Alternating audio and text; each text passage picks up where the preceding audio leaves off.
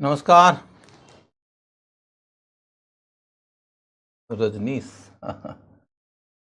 रानी, रास्तुमित, विशाल, रिंकू, ज्योतिष, आरती, सोनू, नारायण, अमरीश, सुचित, शुभेंद्र, नूरी, पीयूष, गायत्री, अरुण, शुक्ला, रूबी, सृष्टि, महंत, धर्मेंद्र, सौरभ। नाम इतनी तेजी से निकल जा रहा है कि मैं देख नहीं पा रहा हूँ। आभा, सुकृति, ज्योतिष, पंकज, अनिल, सुप्रिया, ऋतिक, विपिन, सचिंद्र, विवेक, बरखा, साली, रिया, अच्युत, प्रीति, कृति, हनुमान, प्रियदर्शी, सुकृति, शैलेश, विवेक, आदित्य, संजय, अंजलि, बबीता, सौरभ, विकास, सौम्या। सब लोगों को नमस्कार कर रहा हूं। यदि आप लोगों का कोई क्वेश्चन हो कल के क्लास से रिलेटेड तो आप लोग जल्दी से जल्दी पूछ लीजिए, उसके बाद आगे बढ़ूंगा।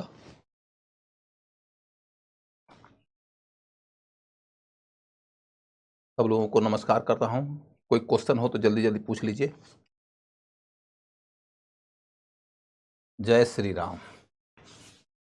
राम का नाम जब आप लेते हैं तो जुबान और दिल और दिमाग सब शीतल हो जाता है।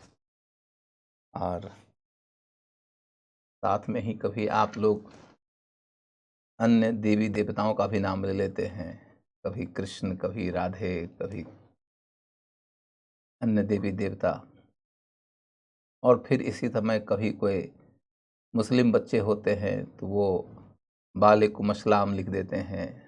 ऐसा लगता है कि मैं कोई बागीचे में हूँ जहाँ अलग अलग रंग के फूल खिले हैं और उन फूलों में अपनी अपनी खुशबू है, उसका अपना अपना रंग है। इन रंगों और इन खुशबुओं के बीच अपना समाज महकता रहता है और मैं उसी के सुवास में, उसी की खुशबू में मस्त रहता हूँ। बहुत बहुत धन्यवाद आप लोगों को। चलिए, तो सर केवल क्या है, मैं केवल सर से गुड आफ्टरनून बोलने के लिए नोट्स नहीं मिला हमें आपके। बेटा मैंने कहा था नहीं कि नोट्स मैंने खोज लिया है, थोड़ा उसको प्रिंट करवाने का टाइम लगेगा। सभी बच्चों का कमेंट शो हो रहा है भाई, कहता है कि संकल्प 3 के बच्चों का कमेंट शो नहीं हो रहा है क्या? आप मेंस और पीटी दोनों का टॉपिक करवाएंगे ना? बेटा मैं मेंस और पीटी दोनों का टॉपिक करवाऊंगा, लेकिन ये बात समझिए कि इस दौरान जब मैं आपको मिडिवल हिस्ट्री पढ़ा रहा हूं तो मैं आपको मेंस के ख्याल से नहीं पढ़ाऊंगा, क्योंकि ये सिलेबस ही पीटी का है। क्लास की टाइमिंग यही होगी डेली, हाँ यही होगी डेली।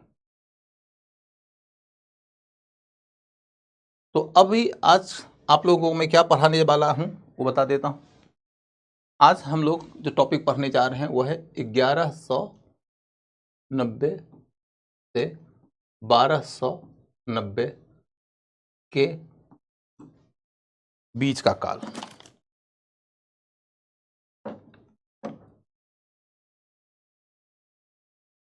के बीच का काल 1190 से लेकर 1290 के बीच का काल। और इस दौरान हम क्या क्या बातें फोकस करेंगे वो भी देख लीजिए। सबसे पहला पॉइंट है मोहम्मद गोरी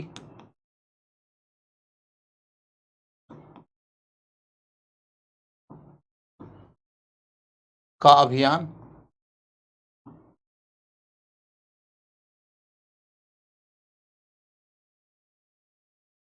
उसके बाद फिर हम देखेंगे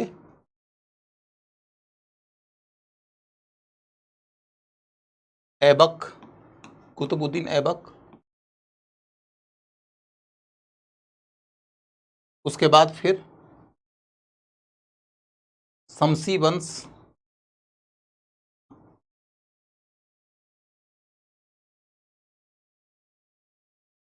और उसके बाद फिर देखेंगे हम लोग अफरासियाब वंश।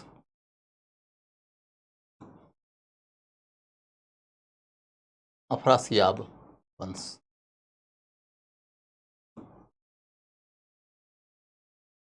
इतने टॉपिक्स हैं जिन्हें कि हम अभी आपके सामने रखेंगे और इन्हें कंप्लीट करेंगे। तो सबसे पहला पॉइंट है मोहम्मद गोरी का अभियान। मोहम्मद गोरी के बारे में क्या क्या बातें करनी है जिससे कि हमारी परीक्षा की ज़रूरत है उसकी पूर्ति हो जाएगी। तो एक है वह 1175 के दौरान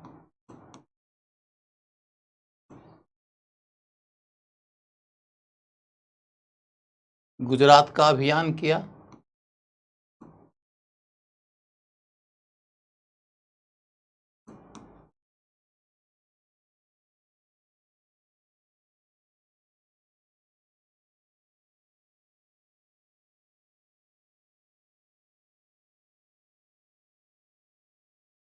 उसके बाद फिर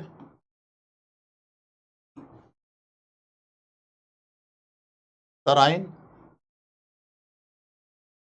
की 2 लड़ाइयाँ,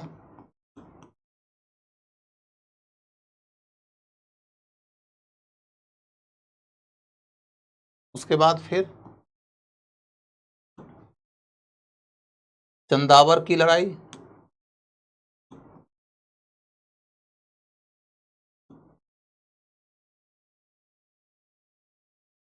चंदावर की लड़ाई,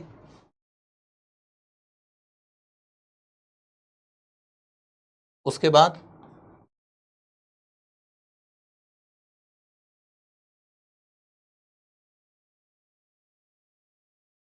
मोहम्मद बिन सॉरी बख्तियार खिलजी, मोहम्मद बिन नहीं, बख्तियार खिलजी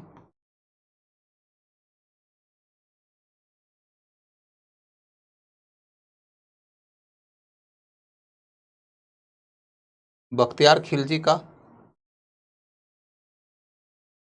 अभियान,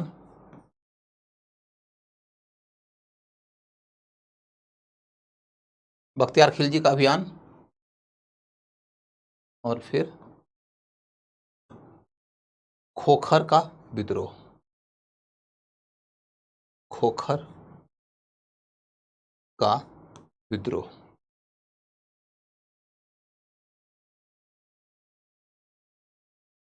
और फिर उसका उत्तराधिकार, उत्तराधिकार।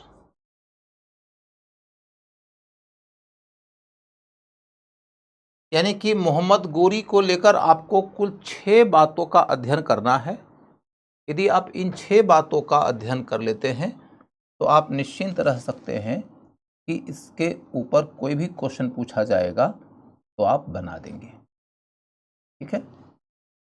देखो बच्चों, जब मैं कोई चीज़ पढ़ा रहा हूँ तो बोर्ड पे मैं लिख रहा होता हूँ।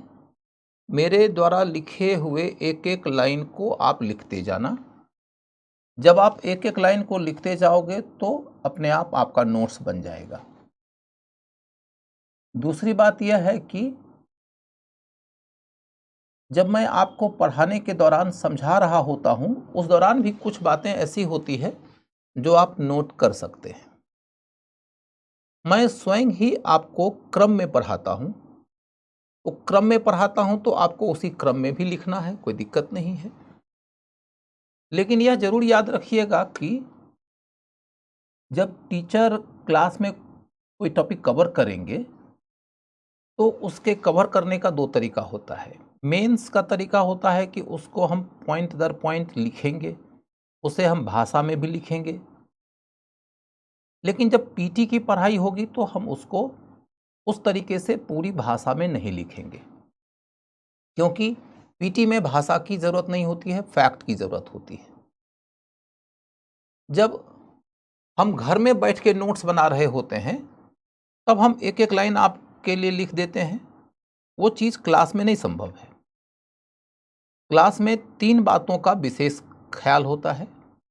एक ये कि उन बिंदुओं को उठाया जाए जो इम्पोर्टेंट हैं, जो पूछे जा सकते हैं। नोट्स में कभी कभी एक्स्ट्रा डिटेल भी आता है, क्लास उस एक्स्ट्रा डिटेल को छोड़ देता है।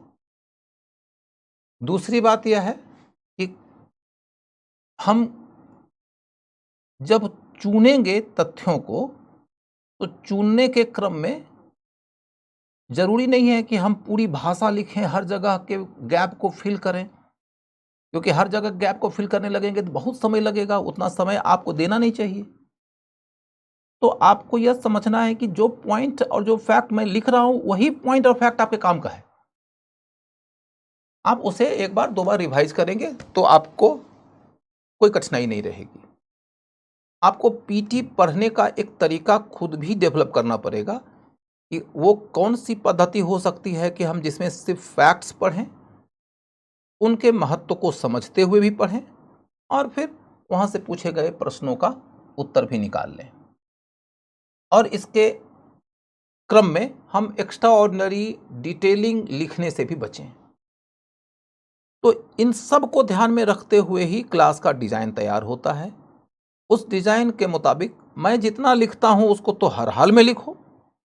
बोलते हुए जब मैं कोई चीज समझाता हूं, तुम्हें कोई काम की बात लगती है तो तुम उसे भी नोट कर सकते हो। ठीक है। एक और बात याद रखिएगा कि आपको उड़ान की श्रृंखला का नोट्स मिल गया होगा, तो उस नोट्स को आप खुद पढ़ के आया करिए क्लास में। तो आपको ये चिंता कभी नहीं होगी कि मैं इस क्लास का नोट्स तैयार कैसे करूं। आपको बड़ी आराम मिलेगा क्लास की बातों को नोट करने में। यदि आपके पास रखे गए नोट्स को आप बिल्कुल नहीं देखेंगे, उसे आप अपने लिए गृह शोभा बना देंगे, तो गृह शोभा बनाइएगा तो बताइए आपको दिक्कत आप ही की गलती के कारण है कि नहीं, है ना। तो आप लोग अपनी गलती से बचिए, क्योंकि आप बड़े एग्जाम की तैयारी कर रहे हैं, उसी मुताबिक आपकी मानसिक तैयारी होनी चाहिए। ठीक है। तो अगर देखो बच्चों, आप इतनी गर्मी में कोट पहनते हैं। अरे भैया, गर्मी के बीच में ये पीडब्ल्यू वाले लोगों ने जो हमारे लिए एयर कंडीशनिंग की व्यवस्था कर रखा है, ये पूरा का पूरा जो क्रेडिट है ये उनके लिए है। यदि वो मुझे कोट पहनवाते हैं तो वो मुझे चिल्ड कर देने वाले एसी की कंडीशनिंग की अवस्था में भी रखते हैं। तो इसमें कोई खास दिक्कत नहीं है, परेशान मत होइए। चलिए, इन 5-6 पॉइंट्स को आपने नोट कर लिया होगा। अब मैं आपको एक मानचित्र दिखाता हूं। मानचित्र से ही शुरुआत करने का कारण क्या है, ताकि आप एक झलक में इनके पूरे के पूरे साम्राज्य विस्तार को समझ जाइएगा। आप देखोगे कि ये आ कहां से रहे हैं, तो हेडिंग को देखो, ये क्या है, गौरीद अंपायर। गौरीद अंपायर माने गोरी का साम्राज्य। गौरीद एम्पायर माने गोरी का साम्राज्य। गोरी का साम्राज्य। और गोरी का जो साम्राज्य है वो किधर है फैला हुआ, तो एक तो अफगानिस्तान में है। अफगानिस्तान में, उसके बाद सेंट्रल एशिया में। सेंट्रल एशिया में, और उसके बाद भारत की ओर आओगे तो किधर है, इंडिया में किधर है, इंडिया में उनके साम्राज्य के विस्तार को देखो तो आपको एक मिलेगा मुल्तान। मुल्तान और एक मिलेगा थट्टा। थट्टा, थट्टा किधर है, सिंध में। मुल्तान पंजाब में, थट्टा सिंध में। इसके बाद फिर देखोगे कि लाहौर, लाहौर लाहौर के बारे में तो कोई डाउट ही नहीं हो कि पंजाब में है। जैसे कि पंजाब एक प्रांत भारत में है, वैसे ही पंजाब एक प्रांत पाकिस्तान में भी है। लाहौर पाकिस्तान के पंजाब का हेडक्वार्टर है और चंडीगढ़ और अमृतसर भारत के पाकिस्तान का हेडक्वार्टर है। फिर इधर देखोगे, ये थट्टा तो आपने देख लिया, ये थट्टा है, ये अजमेर है, दिल्ली है, बनारस, लखनऊती, लखनऊती और नदिया, लखनऊती ही याद रखिए, लखनऊती।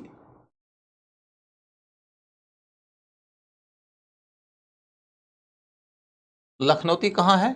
तो बंगाल में, बंगाल में। तो सबसे पहले आपको जिन तथ्यों पर अपना ध्यान केंद्रित करना है वो ये कि गोरी के साम्राज्य का विस्तार अफगानिस्तान और मध्य एशिया में है।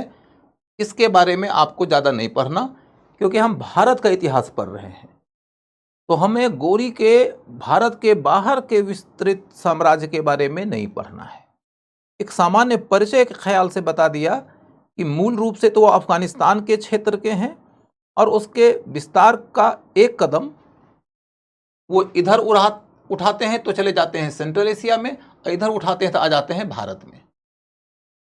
तो उनके विस्तार का दायरा सेंट्रल एशिया को भी कवर करता है और इंडिया को भी कवर करता है। ये एक बुनियादी समझ आपके दिमाग में बन गई।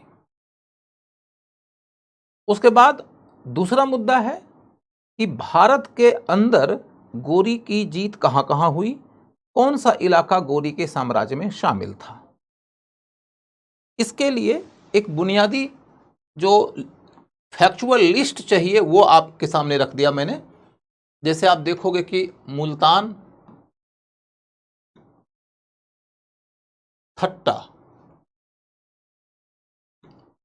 ये उसके राज्य में शामिल था। उसके बाद फिर देखोगे कि पंजाब, पूरा पंजाब, अजमेर,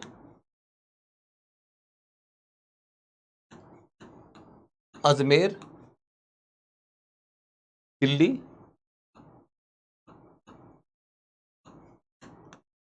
उत्तर प्रदेश,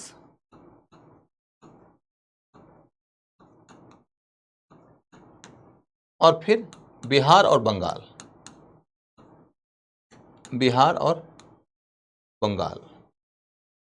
बिहार और बंगाल में बंगाल का एक प्रदेश दे सकते हैं लखनऊती,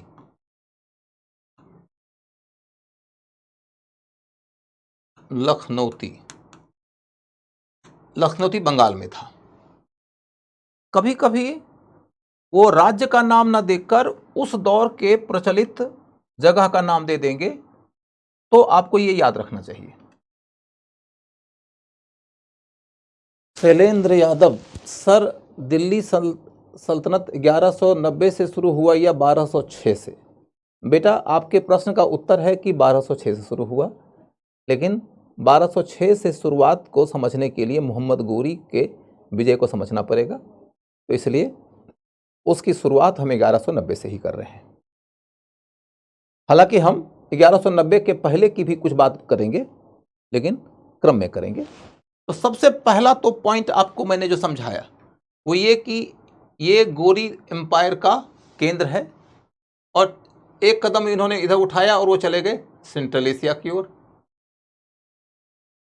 सेंट्रल एशिया की ओर, और दूसरा कदम इन्होंने उठाया तो ये आ गए इंडिया की ओर, इंडिया की ओर। और इंडिया में उनका साम्राज्य विस्तार कहाँ हुआ, उसके लिए हमने एक लिस्ट ऑफ द प्लेसेस रख दिया। और लिस्ट ऑफ द प्लेसेस जब रखा तो मुल्तान और थट्टा ये रखा। फिर हमने कह दिया पूरा पंजाब, अजमेर, दिल्ली, उत्तर प्रदेश, बिहार, बंगाल, और बंगाल में ही हमने रख दिया लखनऊती। इसके अंतर्गत हो सकता है कि क्वेश्चन आपसे ये पूछ दिया जाए कि लखनऊती कहाँ स्थित था,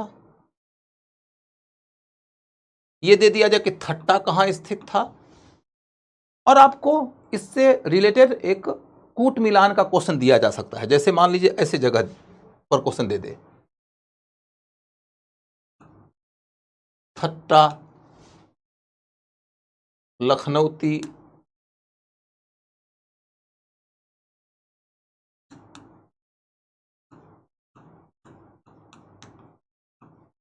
कड़ा, ये कहां स्थित था, इस पे क्वेश्चन दे सकता है। थट्टा सिंध में,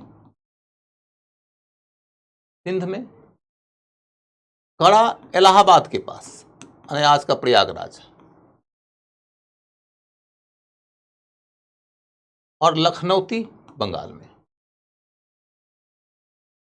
ये इसलिए दिया जाएगा क्योंकि ये नाम आज के डेट में आप नॉर्मली नहीं सुनते हैं, और ये नाम उस दौरान महत्वपूर्ण थे क्योंकि ये सब उस दौर के प्रांत थे। तो थट्टा, कड़ा, लखनऊती, इन तीनों के ऊपर एक क्वेश्चन पूछा जा सकता है। इसके लिए मैंने आपकी तैयारी करा दिया। जब ये बात हो गई, तब हमको इधर चलना है कि जब वो भारत पर हमला करने की शुरुआत किया था, तो हमले की शुरुआत करने के क्रम में वो पहले मुल्तान आया, मुल्तान के बाद में थट्टा गया, यहां तो जीत लिया, और उसके बाद में वो गुजरात की ओर मुड़ा,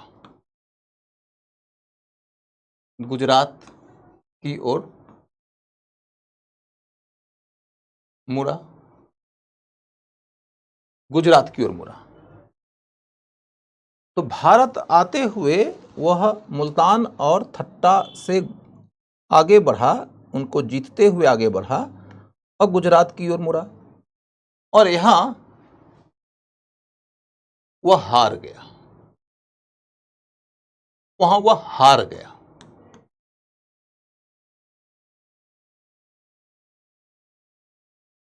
तो उसकी जो हार है उस पे आज तक क्वेश्चन आया नहीं है। मैं समझता हूं कि अब उसके ऊपर क्वेश्चन बनने की संभावना है, क्योंकि उसे हराने वाली रानी थी रानी नाइकी, और अब रानी नाइकी पे फिल्म वगैरह बनने लगी है। तो रानी नाइकी के ऊपर चूंकि फिल्म बनने की बात चल रही है, तो इस वजह से गोरी को रानी नाइकी के द्वारा हराए जाने की कहानी महत्वपूर्ण हो जाती है। तो अब आप लोग इस पे ध्यान दीजिए कि ये है रानी नाइकी। रानी नाइकी को देखिए, नमस्कार कीजिए इनको। और रानी नाइकी जो थी वो गुजरात के चालुक्य वंश की रानी थी, गुजरात के चालुक्य वंश की रानी थी।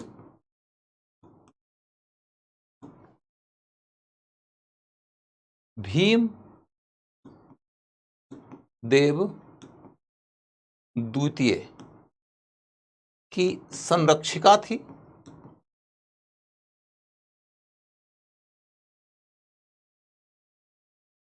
नहीं, भीमदेव प्रथम की पत्नी थी ये, और भीमदेव प्रथम की मृत्यु के वक्त में उनका बेटा भीमदेव द्वितीय जो गद्दी पर बैठा वो अल्पवयस्क था। इस वजह से उसकी संरक्षिका की भूमिका में रानी नाइकी आ जाती है। रानी नाइकी जब संरक्षिका की भूमिका में थी, तो फिर उसी समय मोहम्मद गोरी ने हमला किया, लेकिन मोहम्मद गोरी को बैटल ऑफ यादरा,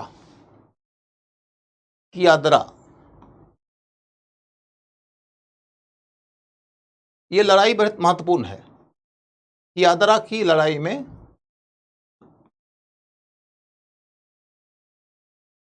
गोरी हार गया।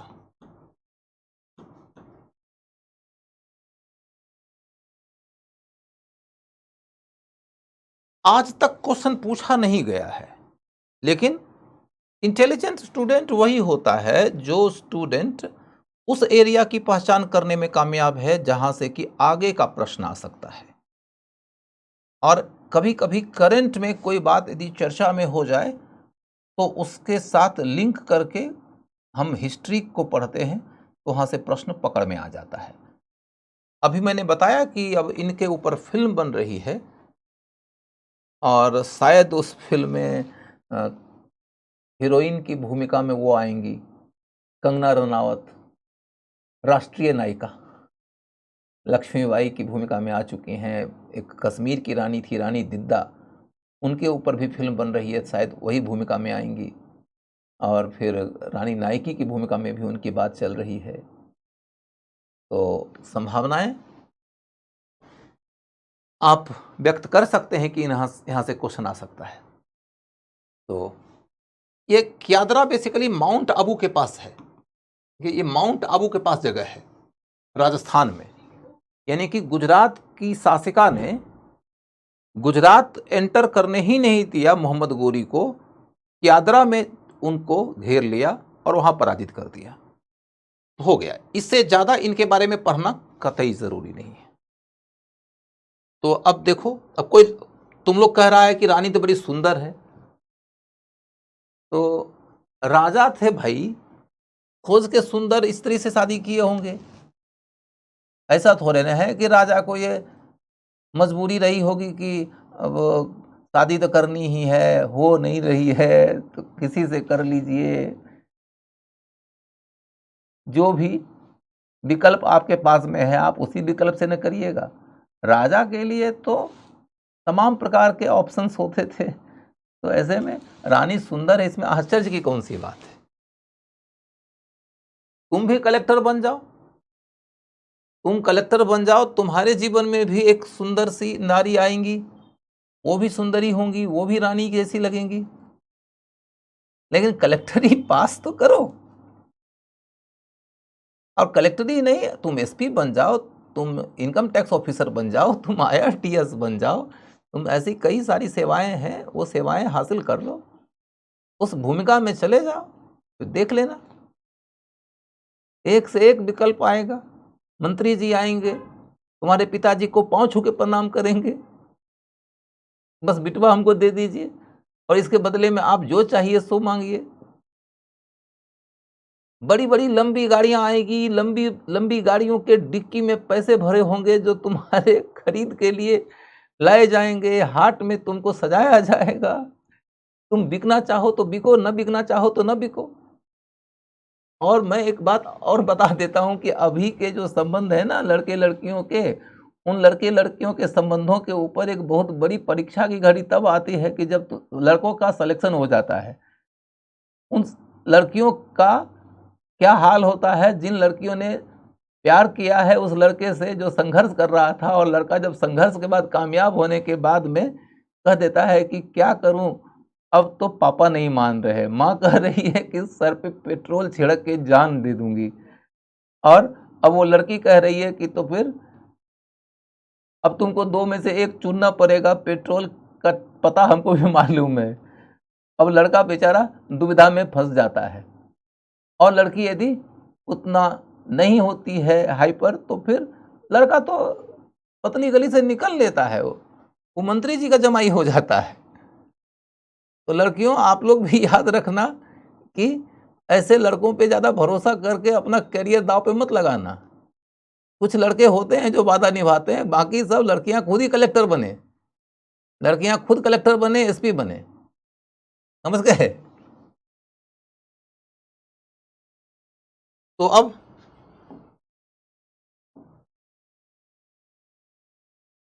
ये देखो तुम कि 1175 के दौर की कहानी तो पूरी हो गई। उसके बाद आपके सामने में दूसरी कहानी आती है तराइन की लड़ाई की। तराइन में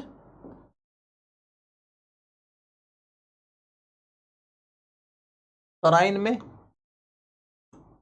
3 लड़ाइयां हुई।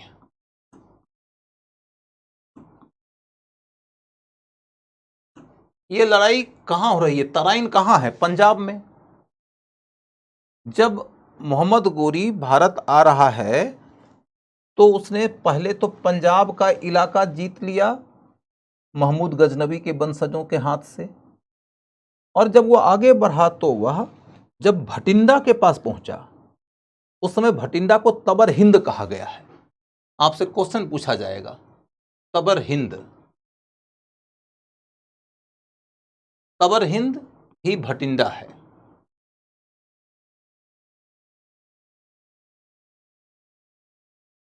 तबर हिंद ही भटिंडा है। तो तबर हिंद के पास ही दोनों की सेनाएं मिलती हैं और यहीं पर लड़ाई होती है। तबर हिंद तक पृथ्वीराज चौहान ने उसे नहीं रोका, क्योंकि तबर हिंद के पश्चिम के इलाके में पृथ्वीराज चौहान की कोई चिंता नहीं थी। लेकिन जब गोरी की सेना तबर हिंद तक पहुंचती है, यानी भटिंडा के पास पहुंचती है, तो जाकर पृथ्वीराज चौहान ने उसे रोकना अपनी सुरक्षा के लिए आवश्यक माना, और इसी वजह से तराइन की लड़ाई हुई। अब तराइन की लड़ाई 1191, 1192 और 1216, 3 लड़ाइयां हैं तराइन की। उनमें से 2 लड़ाइयों में मोहम्मद गोरी शामिल है, तीसरी लड़ाई में मोहम्मद गोरी नहीं है। तो आपको यह याद रखना है कि तराइन में कुल 3 लड़ाइयां हुई थी। जनरली बच्चे जानते हैं कि तराइन में 2 लड़ाइयां हुई थी, लेकिन फैक्चुअली करेक्ट बात यह है कि तराइन की 3 लड़ाइयां बड़ी प्रसिद्ध हैं, और उन 3 में से 2 लड़ाइयों में मोहम्मद गोरी था। पहली लड़ाई में गोरी हार गया, गोरी हार गया, और जीत किसकी हुई? तो पृथ्वीराज चौहान की। पृथ्वीराज की जीत हुई।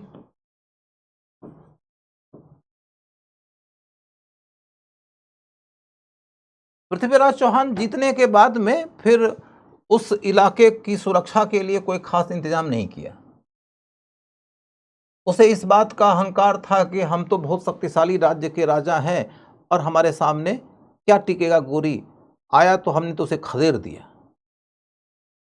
लेकिन पृथ्वीराज चौहान का ये जो अति आत्मविश्वास था वो उस पर भारी पड़ गया। तो क्या कहानी हुई कि 1192 में गोरी ने दोबारा हमला किया। इस बार गोरी की जीत हो गई, गोरी की जीत हुई।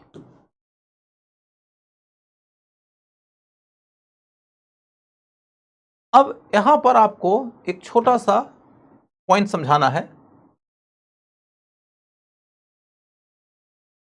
तराइन में 3 हुआ था या 2? आप 2 लिखे हैं सर जी। मैंने कहा 2 लिखा है भाई, मैंने कहा है कि तराइन में 3 लड़ाइयां हुई हैं। 2 लड़ाइयां ऐसी हैं जिसमें कि मोहम्मद गोरी शामिल था। तुम इसको समझो दोस्त, तराइन की 2 लड़ाइयां। हम टॉपिक कौन सा पढ़ रहे हैं? मोहम्मद गोरी का टॉपिक पढ़ रहे हैं।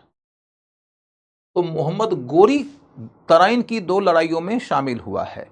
तीसरी लड़ाई बाद की है, मोहम्मद गोरी के मरने के बाद की है, मरने के 10 साल बाद की है। ठीक है ना? तो क्वेश्चन आपसे यह पूछा जा सकता है कि मोहम्मद गोरी तराइन की तीनों लड़ाइयों में शामिल था। स्टेटमेंट सही है कि गलत? तो स्टेटमेंट गलत हो जाएगा। वो तराइन की 2 लड़ाइयों में शामिल था। पहली में उसकी हार हुई, दूसरी में उसकी जीत हुई। अब यहां पर आपको एक छोटा सा पॉइंट महत्वपूर्ण है जो जानना पड़ेगा, वो ये कि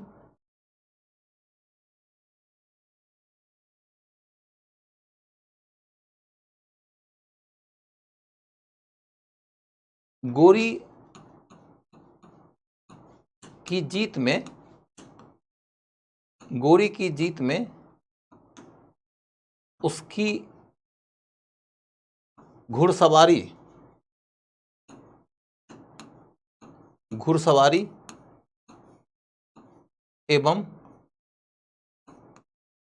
तीरंदाजी की भूमिका महत्वपूर्ण थी। तीरंदाजी की भूमिका महत्वपूर्ण थी।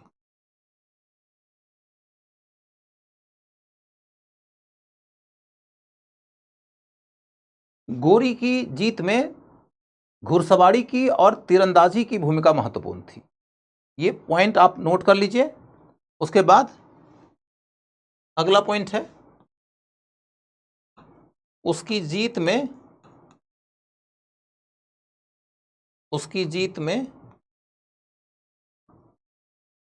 गाजी का विचार और खुम्स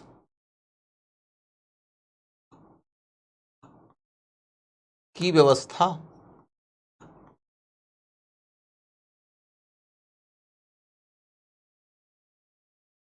महत्वपूर्ण थी।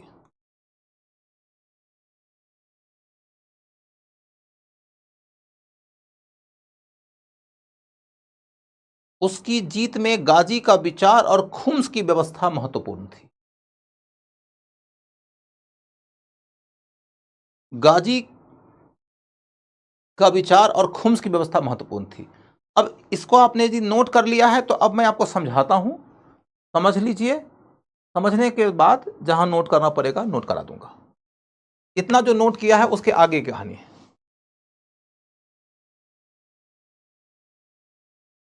सर, मोहम्मद गोरी का नाम मुइजुद्दीन मोहम्मद भी था, मोहम्मद बिन साम था, मोहम्मद बिन साम। अभी आते हैं बेटा, आते हैं, उसके ऊपर भी चर्चा करूंगा। अभी रुक जा, अभी एक एक करके करो ना, एक एक करके करोगे तो बातें क्लियर हो जाएंगी। खुम्स का मतलब क्या है बेटा? अभी रुक तो जाओ, खुम्स का मीनिंग समझाऊंगा, मैं समझाने ही तो जा रहा हूं, अब रुको। सबसे पहली बात यह है कि मोहम्मद गोरी जब दूसरी बार आया हमला करने के लिए, तो पृथ्वीराज चौहान के पास में मोहम्मद गोरी से कई गुना बड़ी सेना थी। और पृथ्वीराज चौहान की सेना की अग्रिम पंक्ति में हाथियों की सेना थी। हाथी एक तरीके से युद्ध के मैदान में एक दुर्ग की तरह हो जाते थे, जिसको पार पाना मुश्किल होता था। माने हाथियों की अगली पंक्ति को तोड़िएगा तब ना आप पीछे के सैनिकों से लड़िएगा। इन लोगों को यही यकीन रहा, माने इन लोगों का मतलब है कि तमाम भारतीय राजाओं को यही यकीन रहा कि हाथियों की सेना के बल पे हम सुरक्षित हैं और हम दुश्मन को पराजित कर सकते हैं। लेकिन मोहम्मद गोरी ने अपनी घुड़सवारी की सेना के बल पर जीत हासिल कर लिया। घुड़सवारी के बल पे कैसे जीत हासिल किया? तो देखोगे कि घुड़सवारी की सेना यदि आपकी सैन्य शक्ति का आधार है तो आप तेज गति से अपनी रणनीति बदल सकते हैं। हाथियों की सेना की गति उतनी तेज नहीं होती है जितनी की तेज गति होती है घोड़े की सेना की। पृथ्वीराज चौहान की सेना जब खड़ी थी, विकराल रूप में नजर आ रही थी, कॉन्फिडेंस से लबालब पृथ्वीराज चौहान ने मोहम्मद गोरी को मैसेज भिजवाया कि तुम खुद तो मरोगे ही, अपने साथियों को भी मरवाओगे। तुम आखिर क्यों आ गए हो इस जलती हुई ज्वाला में जलने के लिए? तुम कहां जीत पाओगे हमसे भला? गोरी ने एक ट्रिक चल दिया। उसने कहा कि मुझे यहां मेरे भाई ने भेजा है, मुझे एक मौका दीजिए ताकि मैं अपने भाई से संपर्क कर लूं और आगे की रणनीति तय करूं। और इस बीच युद्ध रुका रहा। लेकिन गोरी ने जो ट्रिक किया था उसका उद्देश्य यह था कि वह अपनी रणनीति बदलना चाहता था। उसने रणनीति के तौर पर क्या तरीका चुना, सो देखो। ये हाथियों की सेना है, ये उसकी घोड़े की सेना है, उसकी सेना छोटी है। उसने कहा कि घोड़े की सेना की एक टुकड़ी इधर जाए, एक टुकड़ी इधर जाए और एक टुकड़ी पीछे भागेगी।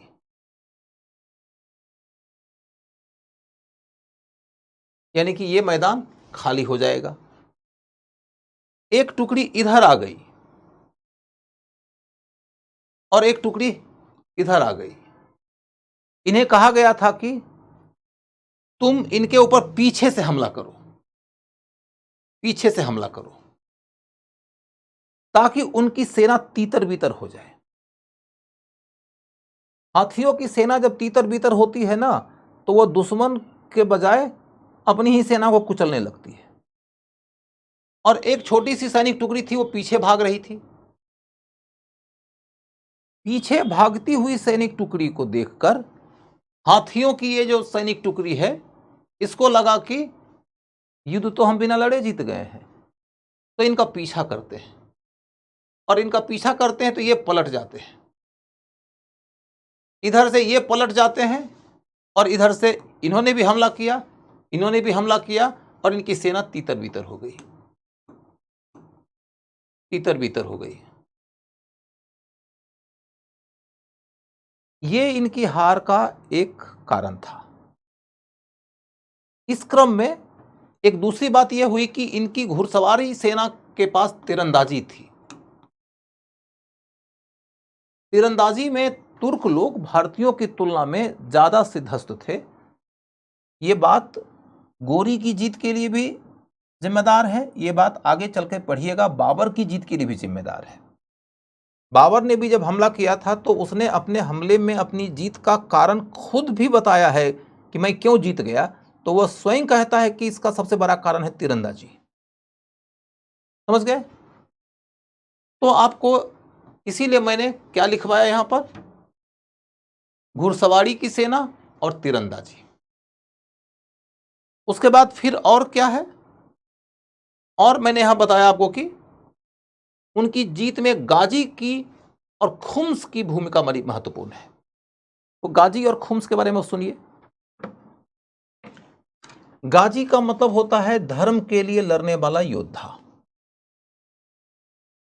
मुसलमानों का राज्य जहां पर उभरा था, उन राज्यों के इलाकों में बहुत ज़्यादा एग्रीकल्चर, बहुत ज़्यादा इंडस्ट्री, ट्रेड उस समय नहीं था। तो इस वजह से वहाँ के शासकों के पास में बहुत बड़ी सेना बनाने के लिए नियमित राजस्व नहीं उपलब्ध हो पाता था। लेकिन फिर भी राजा लोग जीतते रहते थे। उसका एक वजह यह भी था कि जब भी राजा युद्ध के लिए अभियान हेतु जाता था, तो उसके साथ में उसकी अपनी नियमित सेना तो जाती ही थी, साथ में गाजियों की एक बहुत बड़ी फौज उनके साथ हो लेती थी। क्योंकि समाज में धर्म के प्रचार का उत्साह बहुत ज्यादा था, तो धर्म के प्रचार के उत्साह में जो लोग थे, वो लोग युद्ध करके दुश्मन को पराजित करने में इंटरेस्टेड रहते थे, क्योंकि उन्हें लगता था कि इससे इस्लाम के प्रचार में, प्रसार में गति आएगी। अब गाजी लोगों के अंदर खासियत सिर्फ ये नहीं थी कि वो धर्म के प्रचार में उत्साहित लोग रहते थे। धर्म के प्रचार का उत्साह काफी थोड़े न है युद्ध के मैदान में। गाजी बेसिकली उनको कहा जाता था जो धर्म के प्रचार के लिए हाथ में तलवार लेकर युद्ध करते थे। तो इन्हें अखाड़ों में युद्ध का प्रशिक्षण दिया जाता था, और यह प्रशिक्षण सामाजिक स्तर पे चलता था, स्टेट की ओर से नहीं दिया जाता था। तो गाजियों के प्रशिक्षण के अखाड़े का संचालन कैसे होता था? बिना धन के क्या अखाड़ा चल सकता? नहीं चल सकता। तो उनको धन की प्राप्ति कुछ इस तरीके से होती थी कि गाजियों की सेना की टुकड़ी यदि गई है युद्ध में और वो मुस्लिम राजा जीत गया उस युद्ध में, तो जीतने के बाद वो लोग लूटपाट करते थे। लूटपाट को ही खुम्स कहा जाता है। लूटपाट को खुम्स कहा जाता है। खुम्स माने युद्ध में होने वाला लूट। अंग्रेजी में इसे बोलते हैं वॉर बूटी। युद्ध के लूट का माल कहलाता है खुम्स। और वो लोग खुम्स के अंदर एक नियम बना के रखे थे कि जब हम युद्ध के बाद लूट करेंगे तो लूट में यदि 100 रुपया हमें प्राप्त हुआ तो 100 रुपया में 20 लेगा राज्य और 80 सैनिकों में बांट दिया जाएगा। 80 सैनिकों में बांट दिया जाएगा।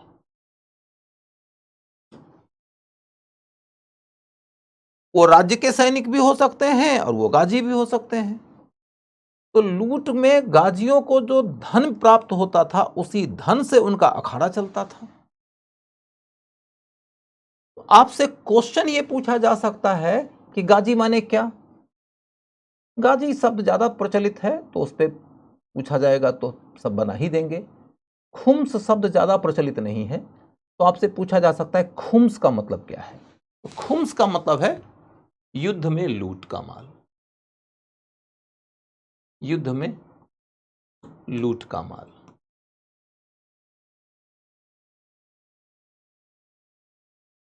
और गाजी का मतलब है धर्म योद्धा। धर्म योद्धा।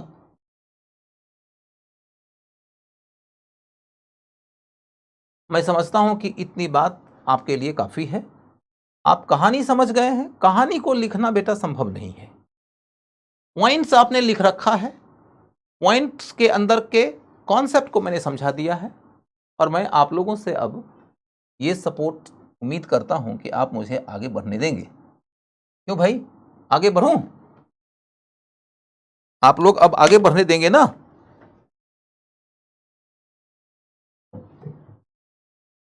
यस सर, धन्यवाद बेटा, धन्यवाद। अभी आते हैं बेटा सोनाली, अभी आते हैं।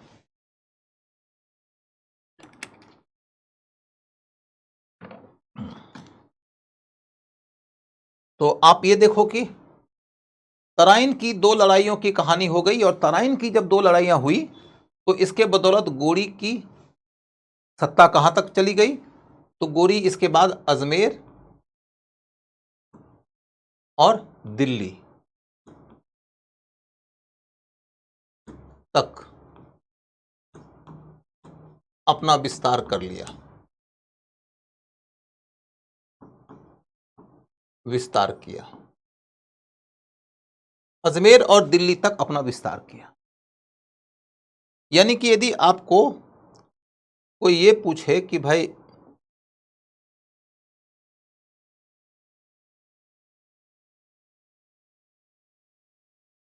गोरी को इन प्रदेशों में, गोरी को इन प्रदेशों में अजमेर और दिल्ली में जीत में या सत्ता स्थापित करने में कामयाबी कौन सी लड़ाई के बाद मिली? तो तराइन की लड़ाई के बाद। गोरी को अजमेर और दिल्ली के इलाके पर कब्जा करने का मौका मिला तो कौन से युद्ध में जीतने के बाद? तो तराइन की लड़ाई में जीतने के बाद। ठीक है। उसके बाद तब आप कहोगे कि तराइन की तीसरी लड़ाई की कहानी क्या है? तो तीसरी लड़ाई की कहानी अभी नहीं कर रहे हैं, कुछ देर के बाद करेंगे। तीसरी लड़ाई की कहानी कुछ देर के बाद करेंगे, अभी नहीं। अब अगला पॉइंट है चंदावर की लड़ाई। चंदावर की लड़ाई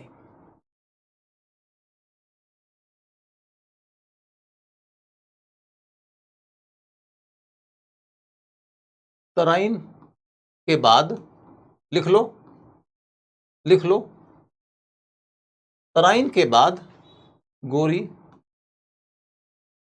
ने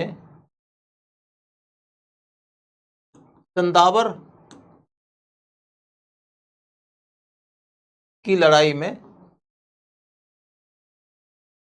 चंदावर की लड़ाई में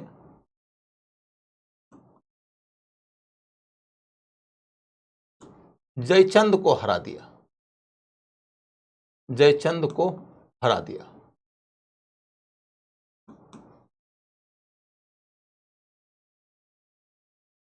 चंदावर की लड़ाई में गोरी ने जयचंद को हरा दिया।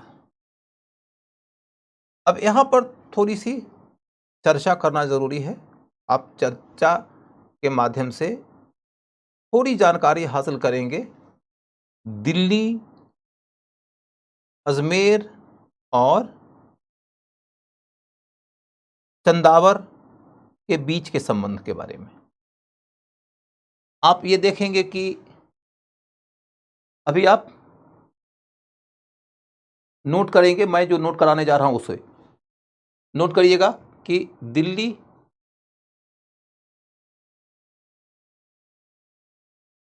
तोमरों ने बसाया था, तोमरों ने बसाया था।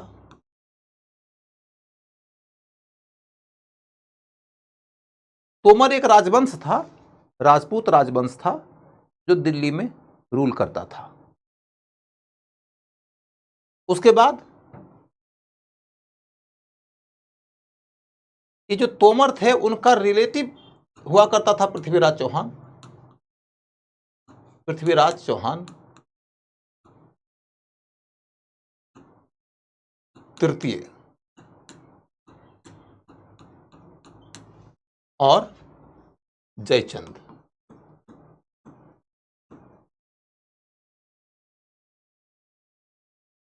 दोनों के यहां तोमर राजा की बेटी ब्याही गई थी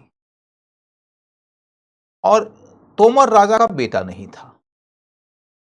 तो अब सवाल ये उठता है कि दिल्ली तो किसी न किसी को विरासत में मिलना ही है, तो दिल्ली किसके यहां जाएगी, किसको मिलेगी विरासत में? तो तोमर राजा ने दिल्ली दे दिया विरासत में पृथ्वीराज चौहान को, और इस वजह से जयचंद का इसके साथ में वैमनस्य का संबंध था। पृथ्वीराज चौहान का जयचंद के साथ में वैमनस्य का संबंध था। तो क्यों? तो 3 कारण थे। पृथ्वीराज चौहान और जयचंद के बीच के वैमनस्य का कारण नंबर 1 दिल्ली, दिल्ली का द्वंद्व। नंबर 2 सीमा विवाद, सीमा विवाद। 2 राजा हैं, आसपास के राज्यों में शासन करते हैं, विस्तार में यकीन रखते हैं, तो सीमाओं का टकराव तो होगा ही होगा, सीमा विवाद। और तीसरा संयोगिता,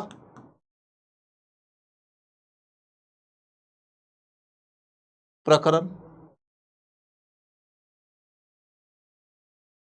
संयोगिता प्रकरण, संयोगिता कौन है? संयोगिता गढ़वाल वंशी राजा, गढ़वाल वंशी राजा जयचंद की बेटी थी।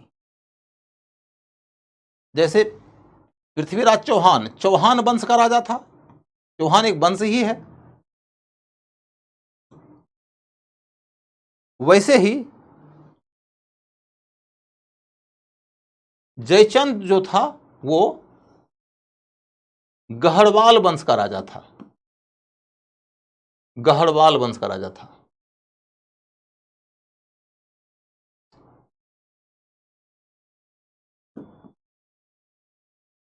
गढ़वाल वंश का राजा था। इसका केंद्र था कन्नौज,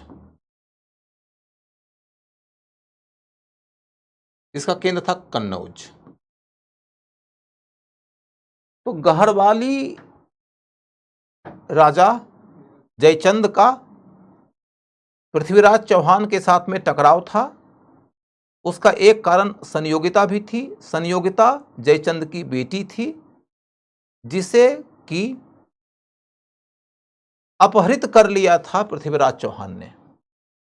अपहरित करने का मतलब यह होता है कि माता पिता नहीं चाहते थे कि संयोगिता का विवाह रचाया जाए पृथ्वीराज चौहान से, तो माता पिता ने अपनी बेटी की शादी के लिए एक स्वयंवर का आयोजन किया, और उस स्वयंवर के आयोजन के तहत ये कहानी आती है कि राजा जयचंद ने कई राजाओं को बुलाया, लेकिन पृथ्वीराज चौहान को नहीं बुलाया, जबकि संयोगिता मन ही मन प्यार करती थी पृथ्वीराज चौहान से।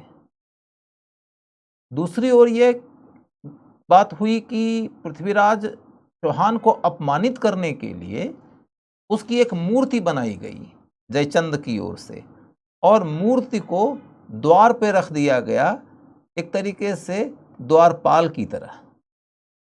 माने ये कि उसको अपमानित करना है। लेकिन कहानी उल्टी पड़ गई। उल्टी कहानी ये हुई कि संयोगिता जो मन ही मन पसंद करती थी पृथ्वीराज चौहान को, उसने उसी मूर्ति को ही अपना वरमाला पहना दिया। और इसके बाद फिर पृथ्वीराज चौहान किसी तरीके से संयोगिता को लेकर पहुंच गए अजमेर अपने राज्य में। ये पूरी कहानी आपको जानकारी कहां से मिलती है? इस पूरी कहानी की जानकारी आपको मिलती है पृथ्वीराज रासो नाम की किताब से। पृथ्वीराज रासो किताब है,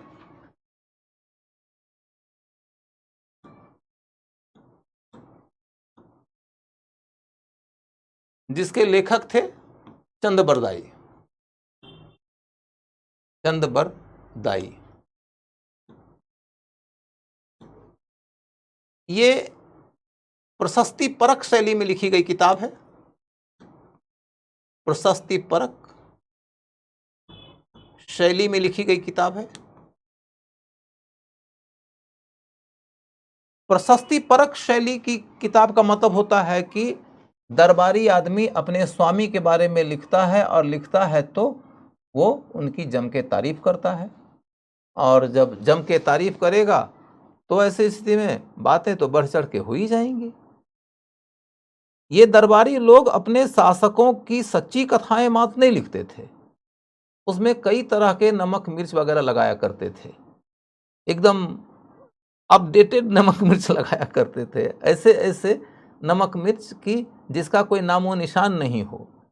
तुम कल्पना करके देखो कि क्या ये संभव है कि एक राजकुमारी एक द्वारपाल को जाकर वरमाला पहनाएगी, और फिर वह आदमी पृथ्वीराज चौहान वेश बदल के मौजूद है उसी राज्य में, और कुछ घुड़सवारों की एक छोटी सी टुकड़ी लेकर मौजूद है, और वह भाग जाता है संयोगिता को लेकर। जयचंद क्या उस समय तबला बजा रहे थे? मतलब क्या होता है कि नायक के रूप में जब आप अपने स्वामी को दिखाना चाहते हैं तो दूसरे को या तो आप खलनायक दिखा देते हैं, या तो पूरा का पूरा लल्लू लाल दिखा देते हैं। जयचंद न तो खलनायक था और न ही लल्लू लाल था, लेकिन अनफॉर्चुनेटली हम जयचंद को जानते कैसे हैं? तो हमारे पास जयचंद को जानने की जो जानकारी का जो सोर्स है वो चंदबरदाई की किताब है। चंदबरदाई की किताब का मतलब क्या हुआ कि अब यदि हम राहुल गांधी को जाने पवन खेड़ा के माध्यम से, तो हमको राहुल गांधी तो विवेकानंद नजर आएंगे, तो हमको राजीव गांधी के पुत्र के बजाय ये जवाहरलाल नेहरू नजर आएंगे। और यदि हम इसी तरीके से भाजपा के प्रवक्ता के माध्यम से, जो प्रवक्ता इनके तो अनेक प्रवक्ता बड़ी चर्चित हैं भाई, गौरव भाटिया वगैरह हैं, उनके माध्यम से यदि हम मोदी जी के बारे में जानेंगे तो हमको लगेगा मोदी जी सुभाष चंद्र बोस थे, और फिर लगेगा कि नहीं सुभाष चंद्र बोस अकेले में मोदी का व्यक्तित्व समाएगा नहीं, तो कहेंगे उसमें भगत सिंह भी शामिल थे, और भगत सिंह से भी नहीं काम चलेगा तो कह देंगे थोड़ा थोड़ा विष्णु जी भी थे उसमें, चक्रधारी विष्णु, सब मिलाएंगे तो मोदी जी का व्यक्तित्व निकल के आएगा। तो ये तो दरबारियों की रचनाएं ऐसी ही होती हैं, इसमें तमाम प्रकार के नमक मिर्च मसाले मिलाए जाते हैं। ठीक है, तो अब आपको यह अंदाजा लग जाएगा कि पृथ्वीराज चौहान और जयचंद के ऊपर क्वेश्चन पूछा जाएगा तो ये कि उनके बीच में विवाद का कारण क्या था। तो विवाद के ये 3 कारण थे। अब अगला मुद्दा क्या है? तो अगला मुद्दा यह है कि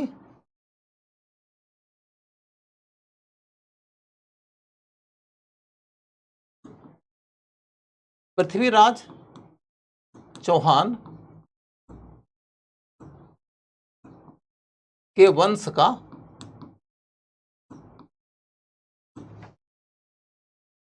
सबसे योग्य राजा कौन था?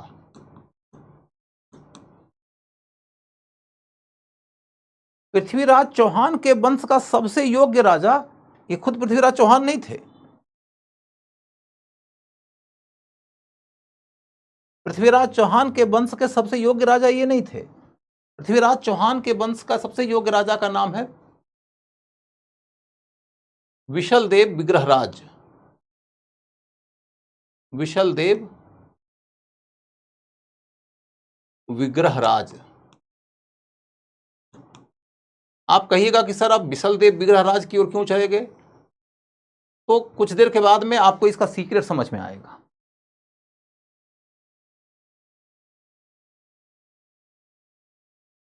आपको विशलदेव विग्रहराज की कहानी इस तरह से समझ में आएगी कि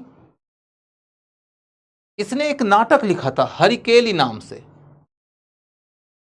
हरिकेली, हरिकेली नाम से नाटक लिखा था। और हरिकेली नाटक में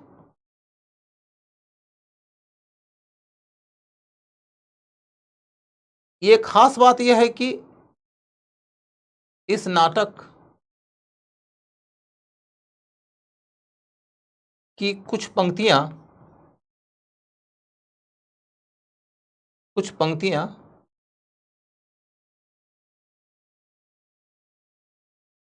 इस नाटक की कुछ पंक्तियां अढ़ाई दिन के झोपड़ा, अढ़ाई दिन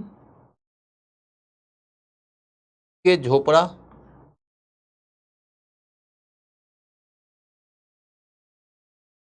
के दीवाल पर अंकित थी।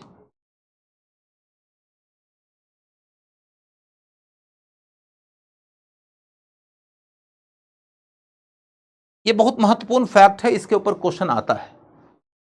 अभी आप इस फैक्ट को लिख लीजिए, इसे समझ लीजिए, बाद में इसका एक फोटो दिखा दूंगा।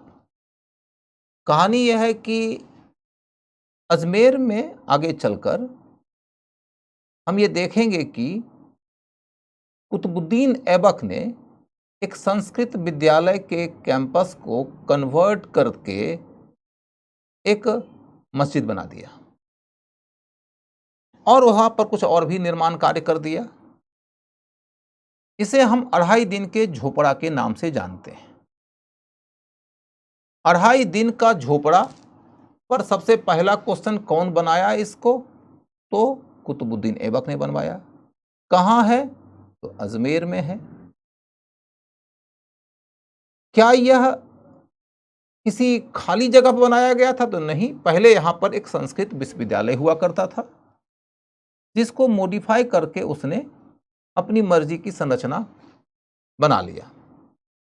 और इसी वजह से आपको क्या दिखाई देगा कि अढ़ाई दिन की झोपड़ा वाला जो एक पिलर है, उसके एक पिलर के ऊपर हमें हरिकेली नाटक की कुछ पंक्तियां उत्कीर्ण नजर आती हैं।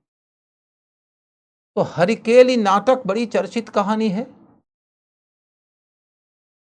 इस बात का प्रमाण वही पंक्तियां हैं कि अरे ये तो विश्वविद्यालय हुआ करता था, इन्होंने तोड़ दिया, तोड़ के मॉडिफाई करके अपनी मर्जी की संरचना बना लिया। तो वो पंक्तियां कौन से साहित्य की पंक्ति है, तो हरिकेली नाटक की पंक्ति है। हरिकेली नाटक कौन लिखा था, तो विग्रहराज विशलदेव विग्रहराज ने लिखा था। वही उस वंश का सबसे प्रतापी राजा था। पहली बार उसी ने इस वंश को शक्तिशाली राज्य का रूप दिया था। ठीक है, तो हरिकेली नाटक के ऊपर क्वेश्चन पूछा जाता है, इंपॉर्टेंट है, VVI ऐसे, जिसके लेखक थे ये। ठीक है, अब आगे बढ़ो कि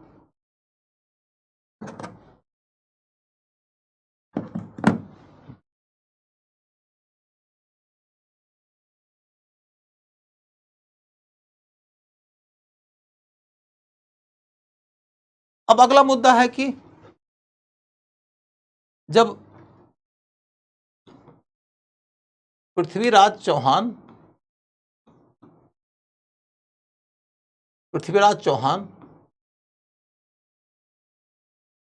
को हराकर मोहम्मद गोरी ने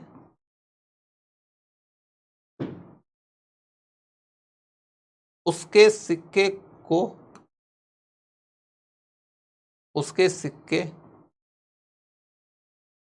को अपने नाम पर ढलवा लिया, नाम पर ढलवा लिया।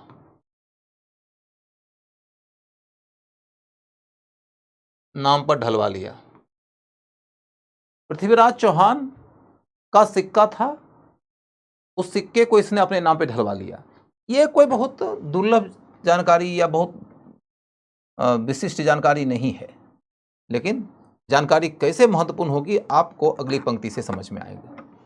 अभी आप सुनिए कि नॉर्मली ऐसा होता है कि जब आप राज्य चला रहे होते हैं तो उसकी अर्थव्यवस्था का भी ध्यान देते हैं, और मॉनेटरी इकोनॉमी माने मौद्रिक अर्थव्यवस्था राज्य के लिए एक आवश्यक चीज़ है। उसी के माध्यम से व्यापार वगैरह का काम होता है, विनिमय का काम होता है, लेन देन होता है। तो पृथ्वीराज चौहान जब राजा था तो वह एक विशेष प्रकार का सिक्का चलाया था जिसके ऊपर देवी लक्ष्मी का अंकन था, और जब गोरी से वह हार गया तो वही सिक्का चालू रहा, जारी रहा। लेकिन अब उस इलाके का राजा हो गया था मोहम्मद गोरी, तो मोहम्मद गोरी भी उस इलाके के इकोनॉमी को सोचा। उसने सोचा कि सिक्के को कंटिन्यू करने देते हैं, बस उसके ऊपर अपना नाम छपवा देते हैं। तो करेंसी ऐसा मिला इतिहासकारों को, सिक्का ऐसा मिला इतिहासकारों को जिसके एक तरफ देवी लक्ष्मी का अंकन है और दूसरी तरफ लिखा हुआ है मोहम्मद बिन साम। शुरुआती दौर में तो इतिहासकार कंफ्यूज हो गए, कह रहे ये कैसा सिक्का है भाई, मोहम्मद बिन साम एक तरफ और दूसरी तरफ देवी लक्ष्मी। बड़ा उदार राजा था। तो इसका सही इंटरप्रिटेशन है कि राजा उदार उदार कुछ नहीं था, राजा राजा था। और यही बात होती है प्रायः कि एक तरफ देवी लक्ष्मी का अंकन जारी रहा और दूसरे तरफ अब उसने पृथ्वीराज चौहान के जगह पर अपना नाम खुदवा दिया, और उसके ऊपर क्या नाम आया है तो मोहम्मद बिन साम। तो पृथ्वीराज चौहान को हराकर मोहम्मद गोरी ने उसके सिक्के को अपने नाम पर ढलवा दिया, जिसके एक तरफ देवी लक्ष्मी है, दूसरी तरफ लिखा हुआ है मोहम्मद बिन साम। लक्ष्मी और दूसरी तरफ मोहम्मद बिन साम। यही मोहम्मद बिन साम उसका नाम था, मोहम्मद बिन साम उसका नाम था। तो आपसे क्वेश्चन ये पूछा जा सकता है कि मोहम्मद बिन साम किसका नाम था? मोहम्मद बिन साम मोहम्मद गोरी का नाम था। यह क्वेश्चन पूछा जा सकता है कि इन राजाओं में से किसके सिक्के पर देवी लक्ष्मी का अंकन मिला है? चार मुस्लिम राजा का नाम दे देगा, मोहम्मद गोरी होगा उत्तर। या क्वेश्चन ये आ सकता है कि पृथ्वीराज चौहान के बारे में निम्नलिखित में से क्या बातें सही है? उनमें से एक विकल्प रहेगा कि पृथ्वीराज चौहान के सिक्के पर देवी लक्ष्मी का अंकन था। ये जो लक्ष्मी जी का अंकन वाला सिक्का है, ये इतिहास का एक महत्वपूर्ण फैक्ट है। इसे आप वेरी वेरी इंपॉर्टेंट में काउंट करिएगा, यहां से क्वेश्चन पूछा जाएगा।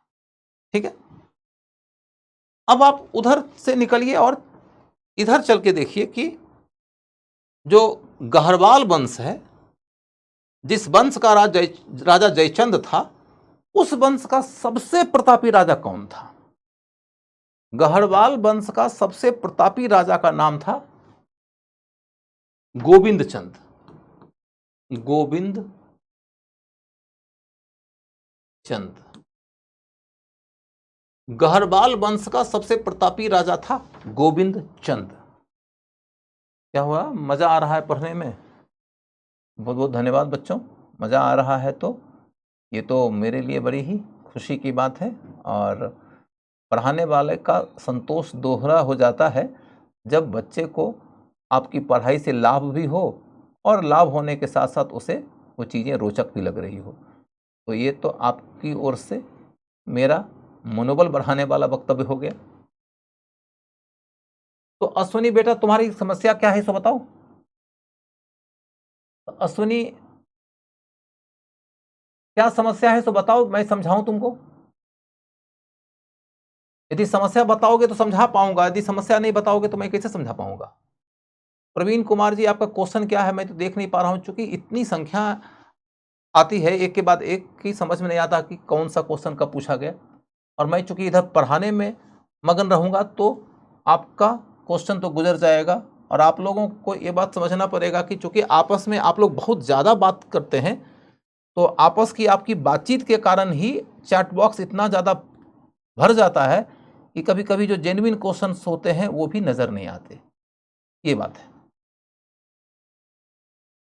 चलिए, लेकिन अश्विनी वाला तो क्वेश्चन समझ में नहीं आया कि क्या पूछा उसने।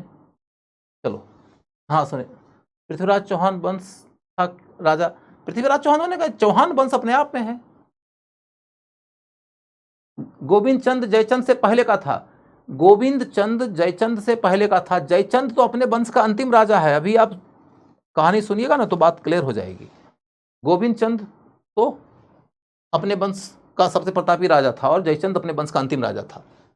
अब मैं आपको यह बताने जा रहा हूं कि तराइन के बाद गोरी ने चंदावर की लड़ाई में जयचंद को हरा दिया। क्लियर है? तराइन की लड़ाई के बाद गोरी ने जयचंद को हरा दिया। सॉरी, माफ करिए, तराइन की लड़ाई के बाद गोरी ने चंदावर की लड़ाई किया और चंदावर की लड़ाई में उसने जयचंद को हरा दिया। और चंदावर की लड़ाई के बाद उसे उत्तर प्रदेश का एक बड़ा क्षेत्र मिल गया। उत्तर प्रदेश का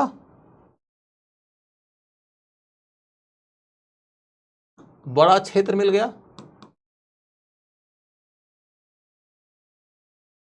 चंदावर की लड़ाई के बाद में उसको उत्तर प्रदेश का एक बहुत बड़ा क्षेत्र मिल गया।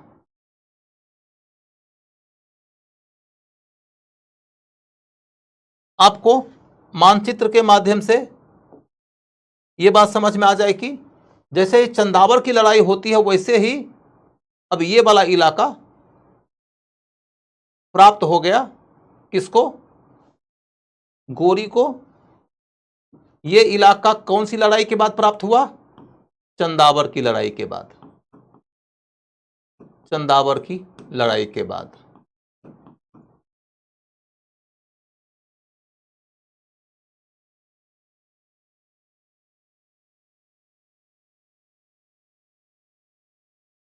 एक क्वेश्चन दे ऐसे पूछा जा सकता है कि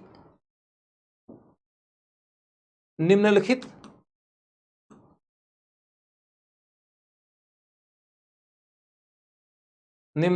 लड़ाइयों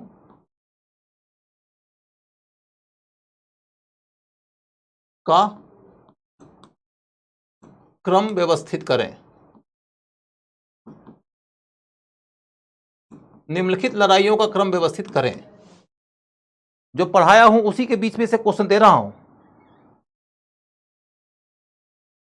निम्नलिखित लड़ाइयों का क्रम व्यवस्थित करें। नंबर 1,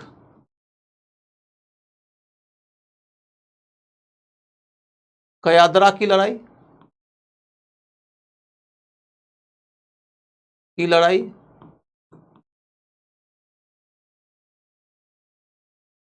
नंबर 2, चंदावर की लड़ाई।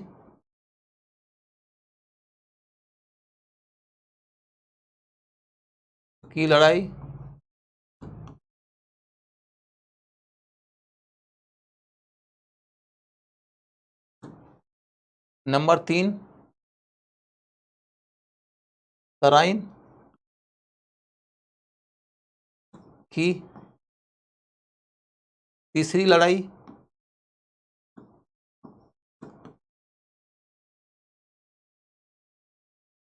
तराइन की तीसरी लड़ाई। अब इसका क्रम क्या होगा? क्रम क्या होगा? अभी आपको पढ़ाया है तो आप तुरंत इसका आंसर दे सकते हैं। मैं आपसे आंसर पूछने में ज़्यादा इंटरेस्टेड भी नहीं हूं। मैं ये बताने में इंटरेस्टेड हूं कि यहां से क्वेश्चन आएगा। कि कयादरा की लड़ाई वर्ष याद करना जरूरी नहीं है। गुजरात के क्षेत्र में हमला किया था, विफल हो गया था गोरी। उसके बाद दूसरी लड़ाई तराइन की 1 और 2, एकदम एक साल के अंतराल में ही। उसके बाद जब वो दिल्ली जीत लिया तो दिल्ली के बाद में चंदावर की लड़ाई किया। चंदावर की लड़ाई के बाद हो सकता है कि आपसे क्वेश्चन ये दे दे कि तराइन की तीसरी लड़ाई, आपको लगेगा कि तराइन की लड़ाई गोरी और पृथ्वीराज चौहान में हुई थी, लेकिन तीसरी लड़ाई तो हुई थी आगे चलकर इल्तुतमिश और यल्दोज के बीच। इल्तुतमिश और यल्दोज के बीच में हुई थी तीसरी लड़ाई, और वो लड़ाई 1216-17 के दौरान हुई है। तो यहां से आपको ट्रिक देकर गलत कराने की कोशिश करेंगे। हो सकता है कि आपके सामने क्वेश्चन में एक और भी ऑप्शन दे दे, वो है लखनऊती पर खिलजी की जीत। खिलजी की जीत। जब चंदावर की लड़ाई जीत लिया गोरी ने, उत्तर प्रदेश का एक बड़ा इलाका आ गया उसके अधीन, तो वहीं की एक सैनिक टुकड़ी का नेता खिलजी था जो चला गया बिहार और बंगाल की ओर अभियान करने, और उसने हरा दिया किसको? हरा दिया उसने बंगाल के नवाब, बंगाल के शासक लक्ष्मण सेन को। तो लखनऊती की लड़ाई, पहले कयादरा, फिर तराइन 1, फिर तराइन 2, फिर चंदावर, उसके बाद लखनऊती, और उसके बाद लखनऊ तराइन 3।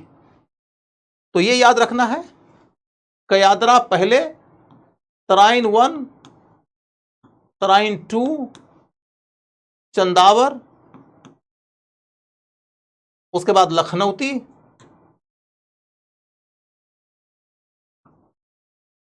उसके बाद में तराइन 3। यदि आप पढ़ रहे हैं और इतिहास में घटनाओं के घटित होने के कालक्रमों पर आपका ध्यान नहीं जा रहा है, तो आप पूछे जाने वाले प्रश्नों में गलती कर देंगे। और यदि आप सोचते हैं कि हम रट लेंगे सब कुछ, तो रटना तो सबके बस में नहीं होगा भाई। समझ लोगे तो याद रह जाएगा। यदि आपने कहानी को क्रम से अपने दिमाग में व्यवस्थित कर लिया तो आप रिटेन कर सकते हैं। यदि आपने सिर्फ और सिर्फ वर्षों के आधार पर तथ्यों को याद किया, तो आपका देवता याद करके न जा पाएगा, याद रख लेना। आगे बढ़ो।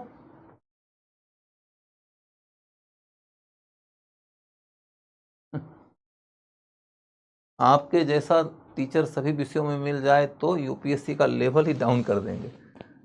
बेटा सब टीचर अच्छे हैं और सब अपने अपने ज्ञान और अपने अपने अनुभव के आधार पर पढ़ा रहे हैं, और आप धन्यवाद दीजिए अपने PW के फाउंडर मिस्टर अलक पांडे को। उन्होंने बड़ी समझदारी के साथ में बहुत प्रयास करके शिक्षकों का एक पुल तैयार किया है। आप बस पढ़ते जाइए, आप पढ़िए और रिजल्ट दे दीजिए, मजा आ जाए। चलिए, अब ये कहानी तो हमारी हो गई।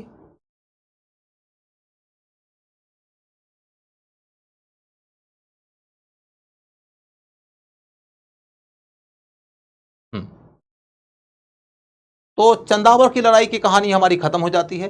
बख्तियार खिलजी का अभियान किधर हुआ? बख्तियार खिलजी ने अभियान किया बिहार और बंगाल में, बिहार एंड बंगाल में।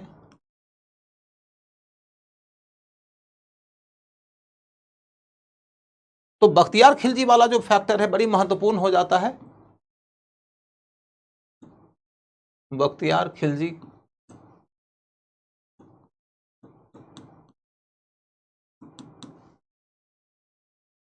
से संबंधित क्या क्वेश्चन आ सकता है? तो एक तो क्वेश्चन आ सकता है कि बख्तियार खिलजी ने जब बंगाल पर हमला किया था, बंगाल में कौन से वंश का शासन था, कौन वंश था,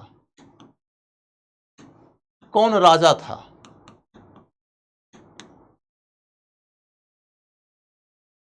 तो वंश था सेन वंश, सेन वंश, और राजा था लक्ष्मण सेन, लक्ष्मण सेन। सेन वंश का राजा लक्ष्मण सेन था। लक्ष्मण सेन को ये खबर लगी कि बहुत बड़े पैमाने पर हमला हो गया है तुर्कों का, और वो भाग गया, बिना लड़े ही भाग गया, ऐसा विवरण मिलता है। जबकि वो लड़ता तो शायद जीत जाता, क्योंकि मोहम्मद गोरी की पूरी सेना तो हमला की ही नहीं थी। जो भी हो, इसके बाद फिर आपको ये जानकारी रखना है क्या कि इसी ने नालंदा विश्वविद्यालय में आग लगा दिया था। नालंदा विश्वविद्यालय में आग लगा दिया था।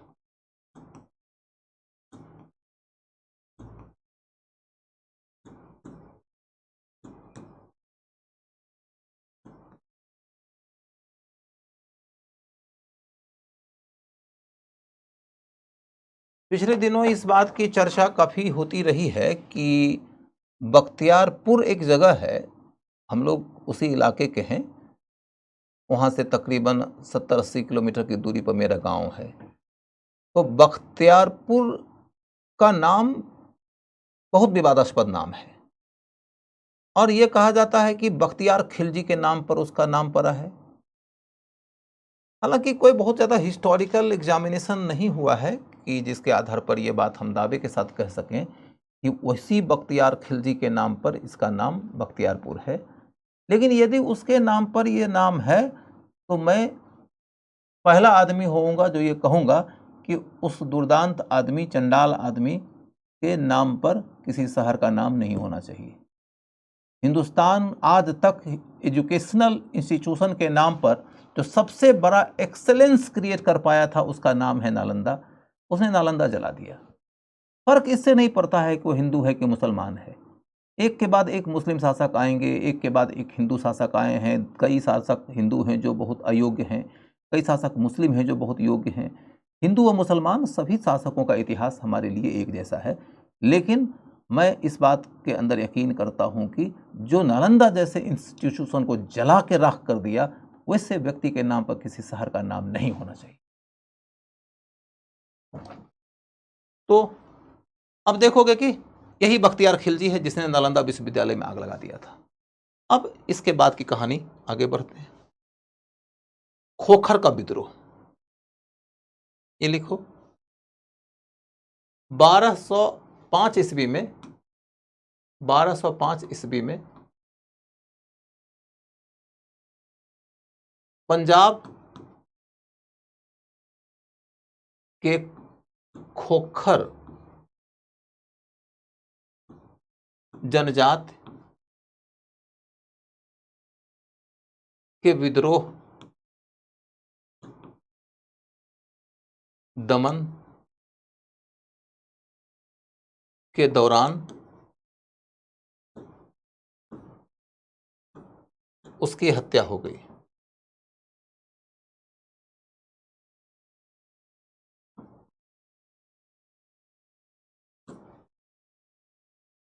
दमन के दौरान उसकी हत्या हो गई। आपसे बस इतना ही क्वेश्चन पूछा जा सकता है कि घटनाओं का क्रम दे दे। जैसे आपने पीछे 3-4 घटनाओं का क्रम देखा है ना, उन्हीं में से एक क्रम दे दे। खोखर विद्रोह के दौरान मोहम्मद गोरी की हत्या। अब तुम सोचो कि यही वाला क्वेश्चन यदि आपके सामने में रिपीट नहीं, चला गया किसी और पेज में, चलो रहने दो। बस आपको इतना याद रखना है कि कैदरा की लड़ाई पहले हुई, फिर तराइन 1 हुआ, फिर तराइन 2 हुआ, उसके बाद में चंदावा की लड़ाई हुई, उसके बाद लखनऊती का इलाका जीता गया। इन सब घटनाओं के बाद जाके खोखरों के विद्रोह के दमन के दौरान मोहम्मद गोरी मारा गया। अब याद कैसे रहेगा? याद रखने के लिए यह समझना जरूरी है कि जब बख्तियार खिलजी ने बिहार और बंगाल को जीत लिया, बिहार और बंगाल को जीत लिया,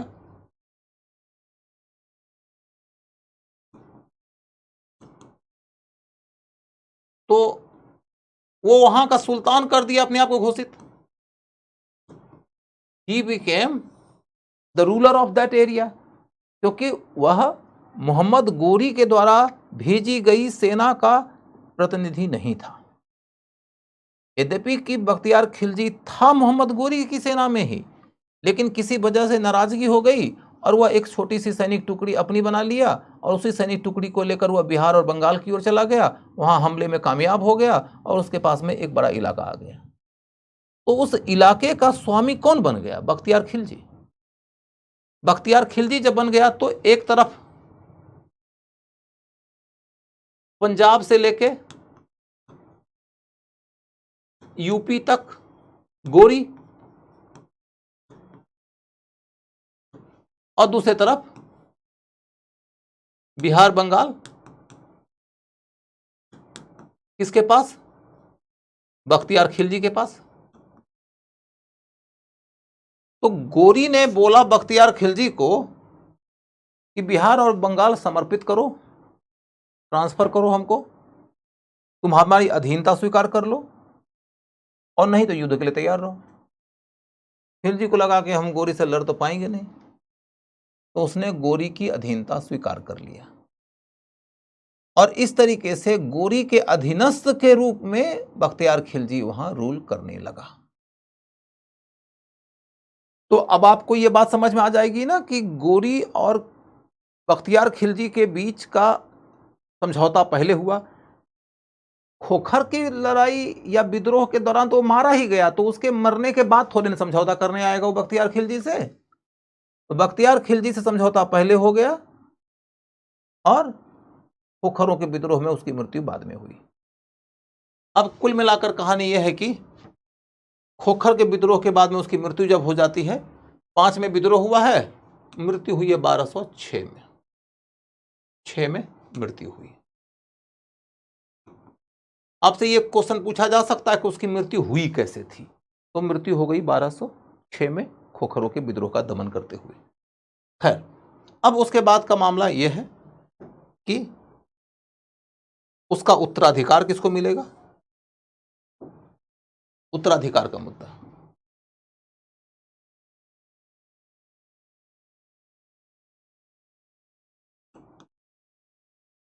उसका उत्तराधिकार का मुद्दा है। उत्तराधिकार के मुद्दे को लेकर एक इंपॉर्टेंट बात है कि उसका कोई बेटा नहीं था, उसका बेटा नहीं था।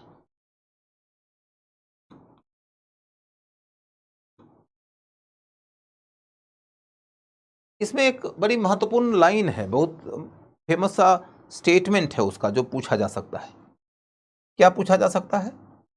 पूछा जा सकता है कि यह स्टेटमेंट किसका है कि मेरे हजारों गुलाम ही मेरे बेटे हैं, मेरे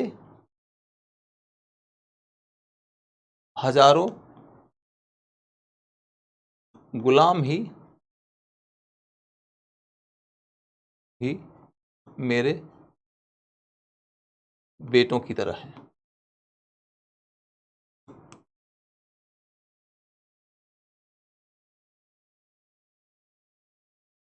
मेरे हजारों गुलाम हैं मेरे बेटों की तरह हैं। ये किसका स्टेटमेंट है? मोहम्मद गोरी का। गोरी का। उसके बाद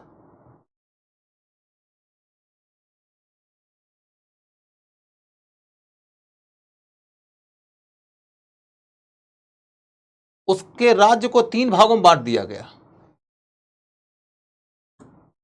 उसका राज्य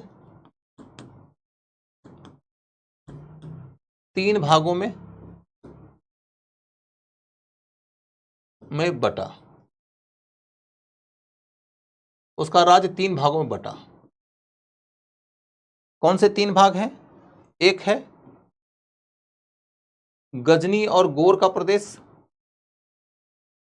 गजनी गोर का प्रदेश जो उनका मूल प्रदेश था, जहां से कि वो आए थे। एक था मुल्तान और थट्टा का प्रदेश, और एक है शेष भारत। शेष भारत, ये जो गजनी और गोर का जो इलाका है वो किसके पास चला गया? वो चला गया यल्दोज के पास। यल्दोज, गजनी गोर के इलाके का राजा बना यल्दोज, मुल्तान के इलाके का राजा बना कुबाचा, और शेष भारत का राजत्व प्राप्त हुआ ऐबक को। ऐबक को। ये 3 उसके दामाद थे। ये 3 उसके दामाद थे, बल्कि कहीं तीनों गुलाम थे। तीनों गुलाम थे और गुलाम ही उसके दामाद हो गए थे। और इन तीनों दामादों के बीच में उसका पूरा राज बट गया।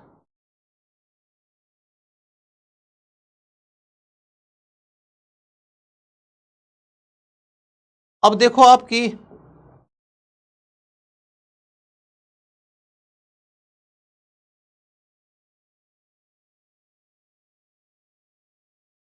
यदि आप अब यह समझना चाहो कि 3 भागों में उसका राज्य बटा कैसे, कौन कौन सा इलाका किसके पास गया, तो आपको यह बात समझ में आएगी कि ये जो इलाका है, ये इलाका चला गया यल्दोज के पास। यल्दोज के पास। ये इलाका जो है वो गया कुबाचा के पास। और ये जो इलाका है ये आया ऐबक के पास। तो तीनों राज्य आपको समझ में आ गया होगा। क्या हुआ, क्या बात है सर, मतलब मैं समझा नहीं। अरे मुझे बस देखने थे। मतलब तुम लोग कुछ पूछना चाह रहे हो क्या? मैं समझ नहीं पाया, क्योंकि मैं तो इधर व्यस्त हूं, तुम लोग किधर व्यस्त हो? अच्छा, देखो बेटा, तुम लोग जो ये बार बार कह रहे हो ना कि एक दिन में 3 क्लास है या 4 क्लास है, तो 3-4 क्लास के बारे में मैं आप लोगों के सामने में अपना पक्ष रख चुका हूं। मैं अंतिम बार बोल रहा हूं, इसके बाद मुझसे दोबारा मत पूछना आप लोग। 3 बातें मैंने कल भी कहा था, आज भी दोहरा देता हूं। नंबर 1, ये मैनेजमेंट का डिसीजन है और मैं पार्ट ऑफ द मैनेजमेंट नहीं हूं, तो मेरे सामने इस तरह की बातें रखने का कोई फायदा नहीं है। नंबर 2, आपकी ओर से यदि ये कंप्लेन है तो मैं आपके कंप्लेन को मैनेजमेंट के लेवल तक पहुंचा दूंगा, डिसीजन फिर भी वही लेंगे। नंबर 3, ये एक रेगुलर फिनोमिना नहीं है। कभी कभी ऐसा होता है कि किसी कोर्स का कोई हिस्सा छूट जाता है तो उसे ख़त्म करना होता है, उसे छोड़ा नहीं जा सकता, टाला नहीं जा सकता। तो इस वजह से किसी समय आपके सामने ये स्थिति आ सकती है। आपको शुरुआती दौर में लगेगा कि अरे कैसे कर पाएंगे, ये हो पाएगा क्या, लेकिन जब आप करने लगोगे तो हो जाता है।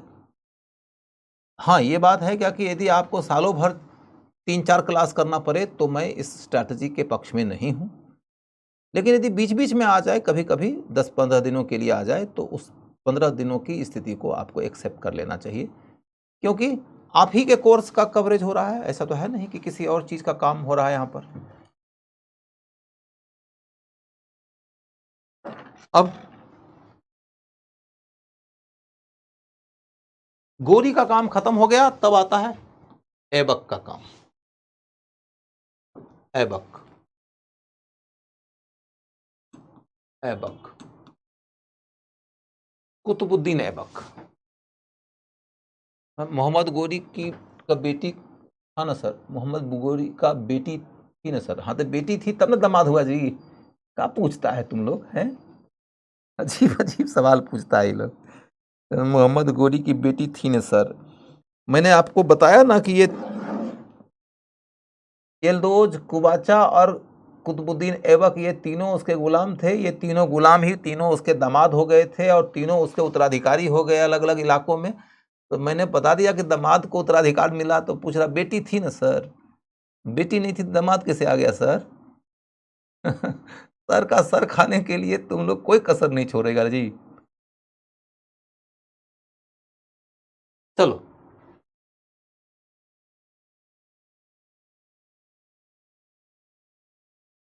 ऐबक के बारे में क्या कहानी है? वह गुलाम था, दामाद था,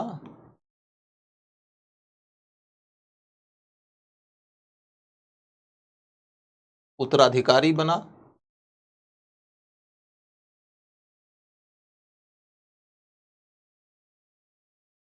उसका कैपिटल कहाँ था? कैपिटल लाहौर में था। लाहौर में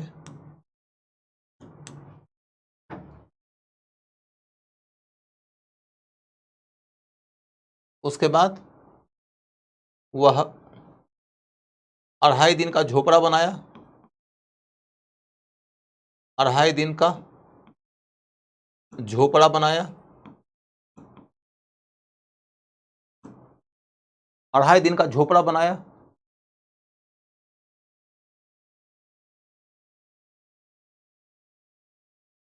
कुब्बत उल इस्लाम मस्जिद बनाया। कुब्बतुल इस्लाम मस्जिद बनाया और कुतुब मीनार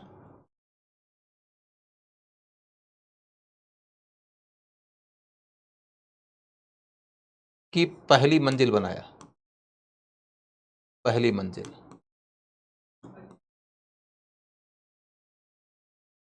कुतुब मीनार की पहली मंजिल बनवाया। उसके बाद उसे कुरान ख्वां कहा जाता था। उसे कुरान ख्वां कुरान ख्वां कहलाता था। कुरान ख्वां कहलाता था और साथ ही लाख बख्श कहलाता था। लाख बख्श कहलाता था और फिर 1210 में मृत्यु हो गई। आप इतनी बातें जानते हैं तो समझिए कि आप ऐबक के बारे में जानते हैं। बाकी ऐबक कौन कौन सी लड़ाई जीता और कौन कौन सी लड़ाई में उलझा, ये सब डिटेल मत पढ़िएगा, उतना डिटेल पढ़ने का नहीं होता है। तो आपको ये मैं ऑलरेडी समझा चुका हूं कि भैया वो एक गुलाम था। उसने प्रतिभा का प्रदर्शन करते हुए बड़ा बड़ा पद हासिल किया, सिपहसालार हो गया गोरी के काल में। वो भी कियादरा की लड़ाई में शामिल था, वो भी तराइन की पहली और तराइन की दूसरी लड़ाई में शामिल था, वो भी चंदावा की लड़ाई में शामिल था, सारी लड़ाइयों में शामिल था। वह मुल्तान की लड़ाई में भी शामिल था, थट्टा की लड़ाई में भी शामिल था। वो तो बहुत प्रमुख सिपहसालार था गोरी का। दामाद हो ही गया और बाद में उत्तराधिकार प्राप्त हुआ, ये भी मालूम है आपको। उसका कैपिटल लाहौर में था। तो ये इंपॉर्टेंट बात है कि हो सकता है कि क्वेश्चन पूछ दे कि लाहौर किसको प्राप्त हुआ था, या लाहौर का राज्य या प्रदेश किसके हिस्से आया था, यल्दोज, कुबाचा, ऐबक। तो लाहौर तो ऐबक का कैपिटल ही था। उस समय तक कैपिटल दिल्ली को नहीं बनाया गया था। वो जानबूझकर लाहौर को इसलिए कैपिटल बनाया क्योंकि वह गजनी के करीब था और गोरी के मरने के बाद की राजनीति का सबसे बड़ा हॉटबेड जो था वो गजनी था, क्योंकि गोरी असल में गजनी प्रदेश का राजा था। वो भारत जीता था, अभी भारत में उसका पॉलिटिको एडमिनिस्ट्रेटिव हेडक्वार्टर नहीं बना था, तो इसलिए उसने अपना कैपिटल रखा था लाहौर को। हो गया। उसके बाद तब है क्या कि वो एक सिपहसालार तो था, किंतु साथ ही साथ उसका काम सांस्कृतिक क्षेत्र में भी कुछ उल्लेखनीय है। उसका नाम कुछ सांस्कृतिक कार्यों से भी जुड़ता है। उसी में से एक है 2.5 दिन का झोपड़ा। कहाँ है? तो अजमेर में। मैंने उसकी पूरी कहानी आपको समझा दिया है। कुब्बतुल इस्लाम मस्जिद बनाया था उसने, वो कहाँ है? तो दिल्ली में जो कुतुब मीनार का इलाका है ना, दिल्ली का जो कुतुब कैंपस है, कुतुब वाला इलाका आज के डेट में तो बहुत महत्वपूर्ण हो गया, बहुत सारी सामग्री निर्माण कार्य वहां हो चुके हैं। तो दिल्ली का जो कुतुब मीनार है उसी से सटा हुआ ही है कुब्बतुल इस्लाम मस्जिद, और कुतुब मीनार भी बनाया गया। कुतुब मीनार पूरा नहीं बनाया इसने, कुतुब मीनार के निर्माण कार्य में 3 सुल्तानों का नाम आता है। ऐबक उसका फाउंडर है, इल्तुतमिश ने उसे पूर्ण किया, और बिजली कड़कने से उसके ऊपर का मंजिल टूट गया था, तो फिरोज शाह तुगलक ने न सिर्फ उसको रिपेयर करवाया बल्कि उसमें एक मंजिल उसने एक्स्ट्रा जोड़ दिया। और जब वह एक्स्ट्रा जोड़ा तो उसने कुछ नया प्रयोग भी किया, उसको बाद में दिखाऊंगा। 3 राजाओं का नाम उसके साथ में जुड़ता है। आपने बताया था मुल्तान, मुल्तान मैंने इसके बारे में नहीं बताया था भैया, मैंने कहा था मुल्तान और ठट्टा का इलाका कुवाचा के पास गया था, मुल्तान नहीं। अजमेर वगैरह तो है ही इसके पास में। उसके बाद फिर अगला मुद्दा यह है कि उसने, वो लाख बख्श कहलाता है क्योंकि वह लाखों का दान देता था, ऐसी चर्चा है। और कुरान ख्वां कहलाता था क्योंकि उसको पूरा कुरान याद था। और 1210 में उसकी मृत्यु हुई है चौगान खेलते हुए। चौगान खेल रहा था, चौगान माने पोलो, चौगान खेल रहा था, घोड़े से गिर गया और मर गया। क्वेश्चन क्या आ सकता है? कुरान ख्वां का मतलब क्या है? लाख बख्श का मतलब क्या है? मरा कैसे? तो चौगान खेलते हुए, मतलब कोई हत्या कर दिया तो वृद्ध होकर बीमार होकर मर गया, तो ऐसा नहीं है। ना हत्या कोई किया है, ना बीमार होकर मरा है, वो न युद्ध के दौरान मरा है, वो मरा है घोड़े से गिरकर चौगान खेलते हुए। इसी तरीके के क्वेश्चन पूछे जा सकते हैं। अब देखो आप, कुछ यही है 2.5 दिन का झोपड़ा। इसका ये मतलब मत निकालिएगा कि ये झोपड़ा 2.5 दिन में बनकर तैयार हो गया था। नाम इसका 2.5 दिन का झोपड़ा क्यों पड़ा, ये कहना बहुत मुश्किल है। लेकिन हाँ, ये बात है कि जो काम की जानकारी आपको चाहिए परीक्षा के लिए वो यही है कि संस्कृत विद्यालय हुआ करता था, उसको रिमॉडल करके इसने 2.5 दिन का झोपड़ा बनाया था। इसके एक स्तंभ के ऊपर हरिकेली नाटक की कुछ पंक्तियां उत्कीर्णित हैं। हरिकेली नाटक किसने लिखा था? विग्रहराज बिशलदेव ने। 2.5 दिन का झोपड़ा, इसके दीवाल पर हरिकेली नाटक है। 2.5 दिन का झोपड़ा विग्रह हरिकेली नाटक है। उसके नाटककार कौन थे? तो विग्रहराज बिशलदेव। इतनी बातें आपने जान लिया तो मान लीजिए कि यह काम खत्म है। ये कैसा झोपड़ा है मत पर हो ज्यादा। कुब्बतुल इस्लाम मस्जिद यही है। कहाँ है? कुतुब मीनार का कैंपस जो है उसी में। इसमें ये वाला जो पिलर है ये बड़ी रिमार्केबल है, ये लौह स्तंभ। ये जो लौह स्तंभ है वो किसने बनाया है? लौह स्तंभ कौन बनाया है?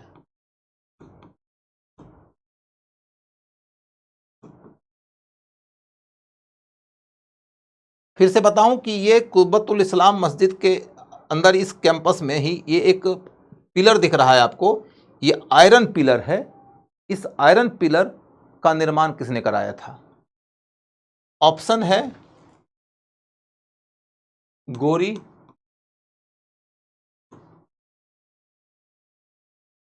ऐबक,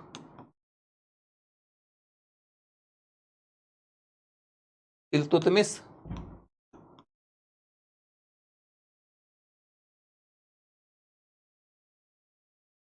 इल्तुतमिश, कोई नहीं। कोई नहीं कि मैंने ऊपर ऊपर में से कोई नहीं, ये तो है कि कोई नहीं बनवाया, कोई तो बनवाया ही होगा ना जी। आप लोग बताइए, गोरी, ऐबक, इल्तुतमिश, कोई नहीं। तो उत्तर होगा इनमें से कोई नहीं। बेसिकली इसका निर्माता गुप्त काल का राजा चंद्रगुप्त द्वितीय विक्रमादित्य है। चंद्रगुप्त द्वितीय विक्रमादित्य था।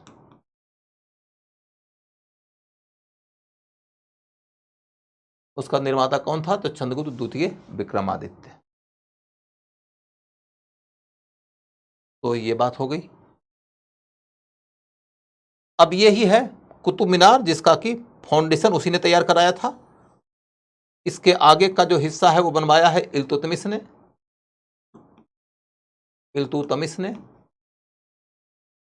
और ये हिस्सा बनवाया है, बेसिकली ये था तो इल्तुतमिश के द्वारा ही बनवाया गया था, लेकिन इसमें बिजली के कड़कने से जो टूट गया था उसकी मरम्मत कराई और एक मंजिल उसने एक्स्ट्रा जोड़ दिया। तो शुरुआती दौर में मात्र एक मंजिल अधूरा, किसके काल में? कुतुबुद्दीन ऐबक। फिर उसमें 3 मंजिल और जोड़ा और वो हो गया पूरा, किसके काल में? इल्तुतमिश के काल में। और फिर उसमें बिजली कड़कने से ऊपर का मंजिल हो गया क्षतिग्रस्त, उसका मरम्मत करवाया और एक मंजिल एक्स्ट्रा जोड़ दिया। किसने? फिरोज शाह तुगलक ने। और उसने एक नया काम क्या किया? फिरोज शाह तुगलक के काल में आप देखोगे तो एक नया काम आपको ये नजर आएगा कि उसने संगमरमर का उपयोग कर दिया। यहां संगमरमर का उपयोग है। संगमरमर, कितना रोमांटिक नाम है, संगमरमर।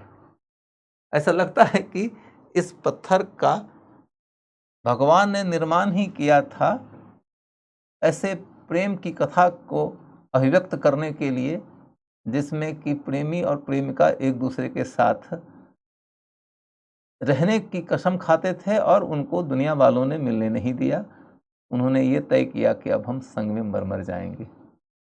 या फिर वो किसी न किसी मायूस प्रेमी का चुना गया शब्द होगा।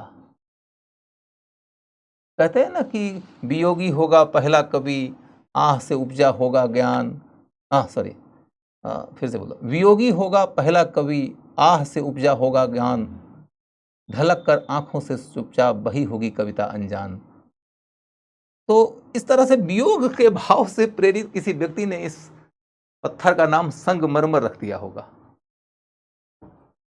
तो लेकिन आपके लिए क्या इंपॉर्टेंट है सो याद रखना कि संगमरमर का उपयोग किसने किया था? फिरोज शाह तुगलक ने। क्योंकि आजकल ना किसी निर्माण सामग्री के ऊपर क्वेश्चन पूछा जाने लगा है कि कोई भवन है, उसके निर्माण की सामग्री क्या है।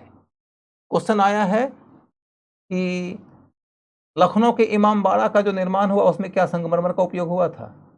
फिर क्वेश्चन आया है कि अकबर के काल में जो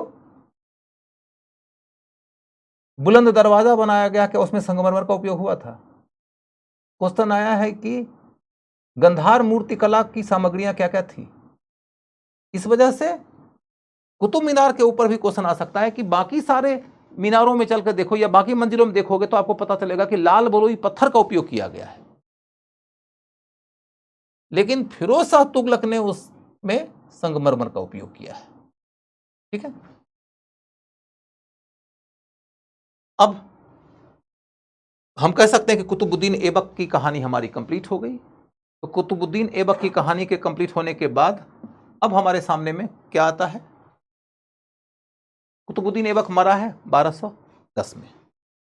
तो 1210 में ऐबक के मरने के बाद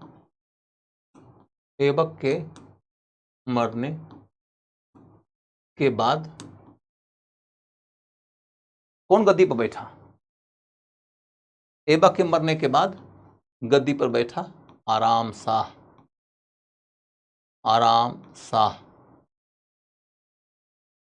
ऐबक के मरने के बाद गद्दी पर बैठा आराम शाह। लेकिन ये आराम तलब आदमी था, कुतुबुद्दीन ऐबक का बेटा था।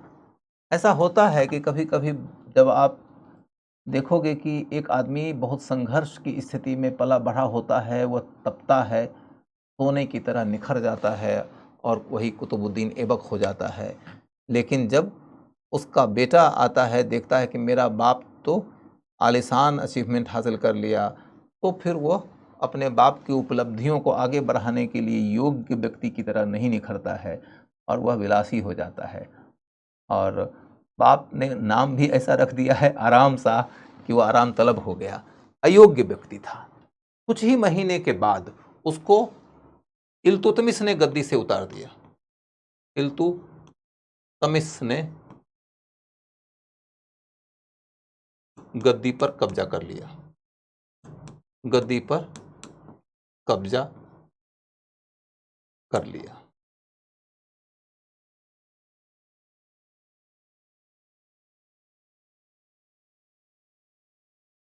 ये इल्तुतमिश कौन था? उसके बारे में डिटेल पढ़ा सकने का समय आज तो नहीं निकल पाएगा अब, क्योंकि ऑलरेडी 4:57 हो चुका है। मैं 2 मिनट में इल्तुतमिश का सामान्य परिचय दे देता हूं, उसके आगे की कहानी कल कराऊंगा। तो अभी आप लोग 2 मिनट के लिए सिर्फ सुनिएगा, लिखने की कोई जरूरत नहीं। इल्तुतमिश का डिटेल हम लोग कल लिखेंगे, आज सिर्फ सुन लीजिए 2 मिनट के लिए बस। इल्तुतमिश वह व्यक्ति है जिसे कि दिल्ली सल्तनत का वास्तविक संस्थापक कहा जाता है। ऐबक को दिल्ली सल्तनत का पहला सुल्तान कहा जाता है, इसीलिए दिल्ली सल्तनत की स्थापना की तिथि 1206 मानी जाती है, क्योंकि गोरी तक वो सल्तनत गजनी का पार्ट था। ऐबक गद्दी पर बैठा तो वो भारत के उसके साम्राज्य का सुल्तान बन के गद्दी पर बैठा। लेकिन इल्तुतमिश के बारे में ये बात कही जाती है कि वो दिल्ली सल्तनत का वास्तविक संस्थापक था। कुछ न कुछ प्रशासनिक, आर्थिक, सामाजिक, सांस्कृतिक स्तर पर उसने कार्य किया है कि जिसके वजह से उसको वास्तविक संस्थापक कहा जाता है। अब वो क्या किया है उसकी चर्चा बाद में करेंगे। अब देखने लायक बात यह है कि ये इल्तुतमिश कौन था। इल्तुतमिश की पृष्ठभूमि यह है कि वह भी एक गुलाम था। गुलाम किसका था? कुतुबुद्दीन ऐबक का। जैसे कि ऐबक गुलाम था गोरी का, इल्तुतमिश गुलाम था ऐबक का। और एक युद्ध के दौरान इसकी वीरता और इसके पराक्रम से प्रभावित होकर गोरी ने ऐबक को कहा था कि इसको तुम गुलामी से मुक्ति दे दो। तो गोरी की अनुशंसा के आधार पर ऐबक ने इसको गुलामी से मुक्ति दे दिया था। दूसरी बात कि इल्तुतमिश ऐबक का जमाई भी था, जैसे ऐबक गोरी का जमाई था। और यही इल्तुतमिश अपने साले को गद्दी से उतारकर दिल्ली के सल्तनत की सत्ता हासिल कर लिया। एक लड़ाई हुई थी, जूद की लड़ाई। जूद की लड़ाई, जूद की लड़ाई। जूद की लड़ाई में क्या हुआ था उतना मत जाइए। सिंपल सी बात है कि जूद की लड़ाई में आराम शाह को पराजित करके इल्तुतमिश ने सल्तनत पर कब्जा कर लिया और दिल्ली का सुल्तान बन गया। अब उसके बाद उसने क्या किया उसकी कहानी कल करेंगे। आज इतना ही, नमस्कार।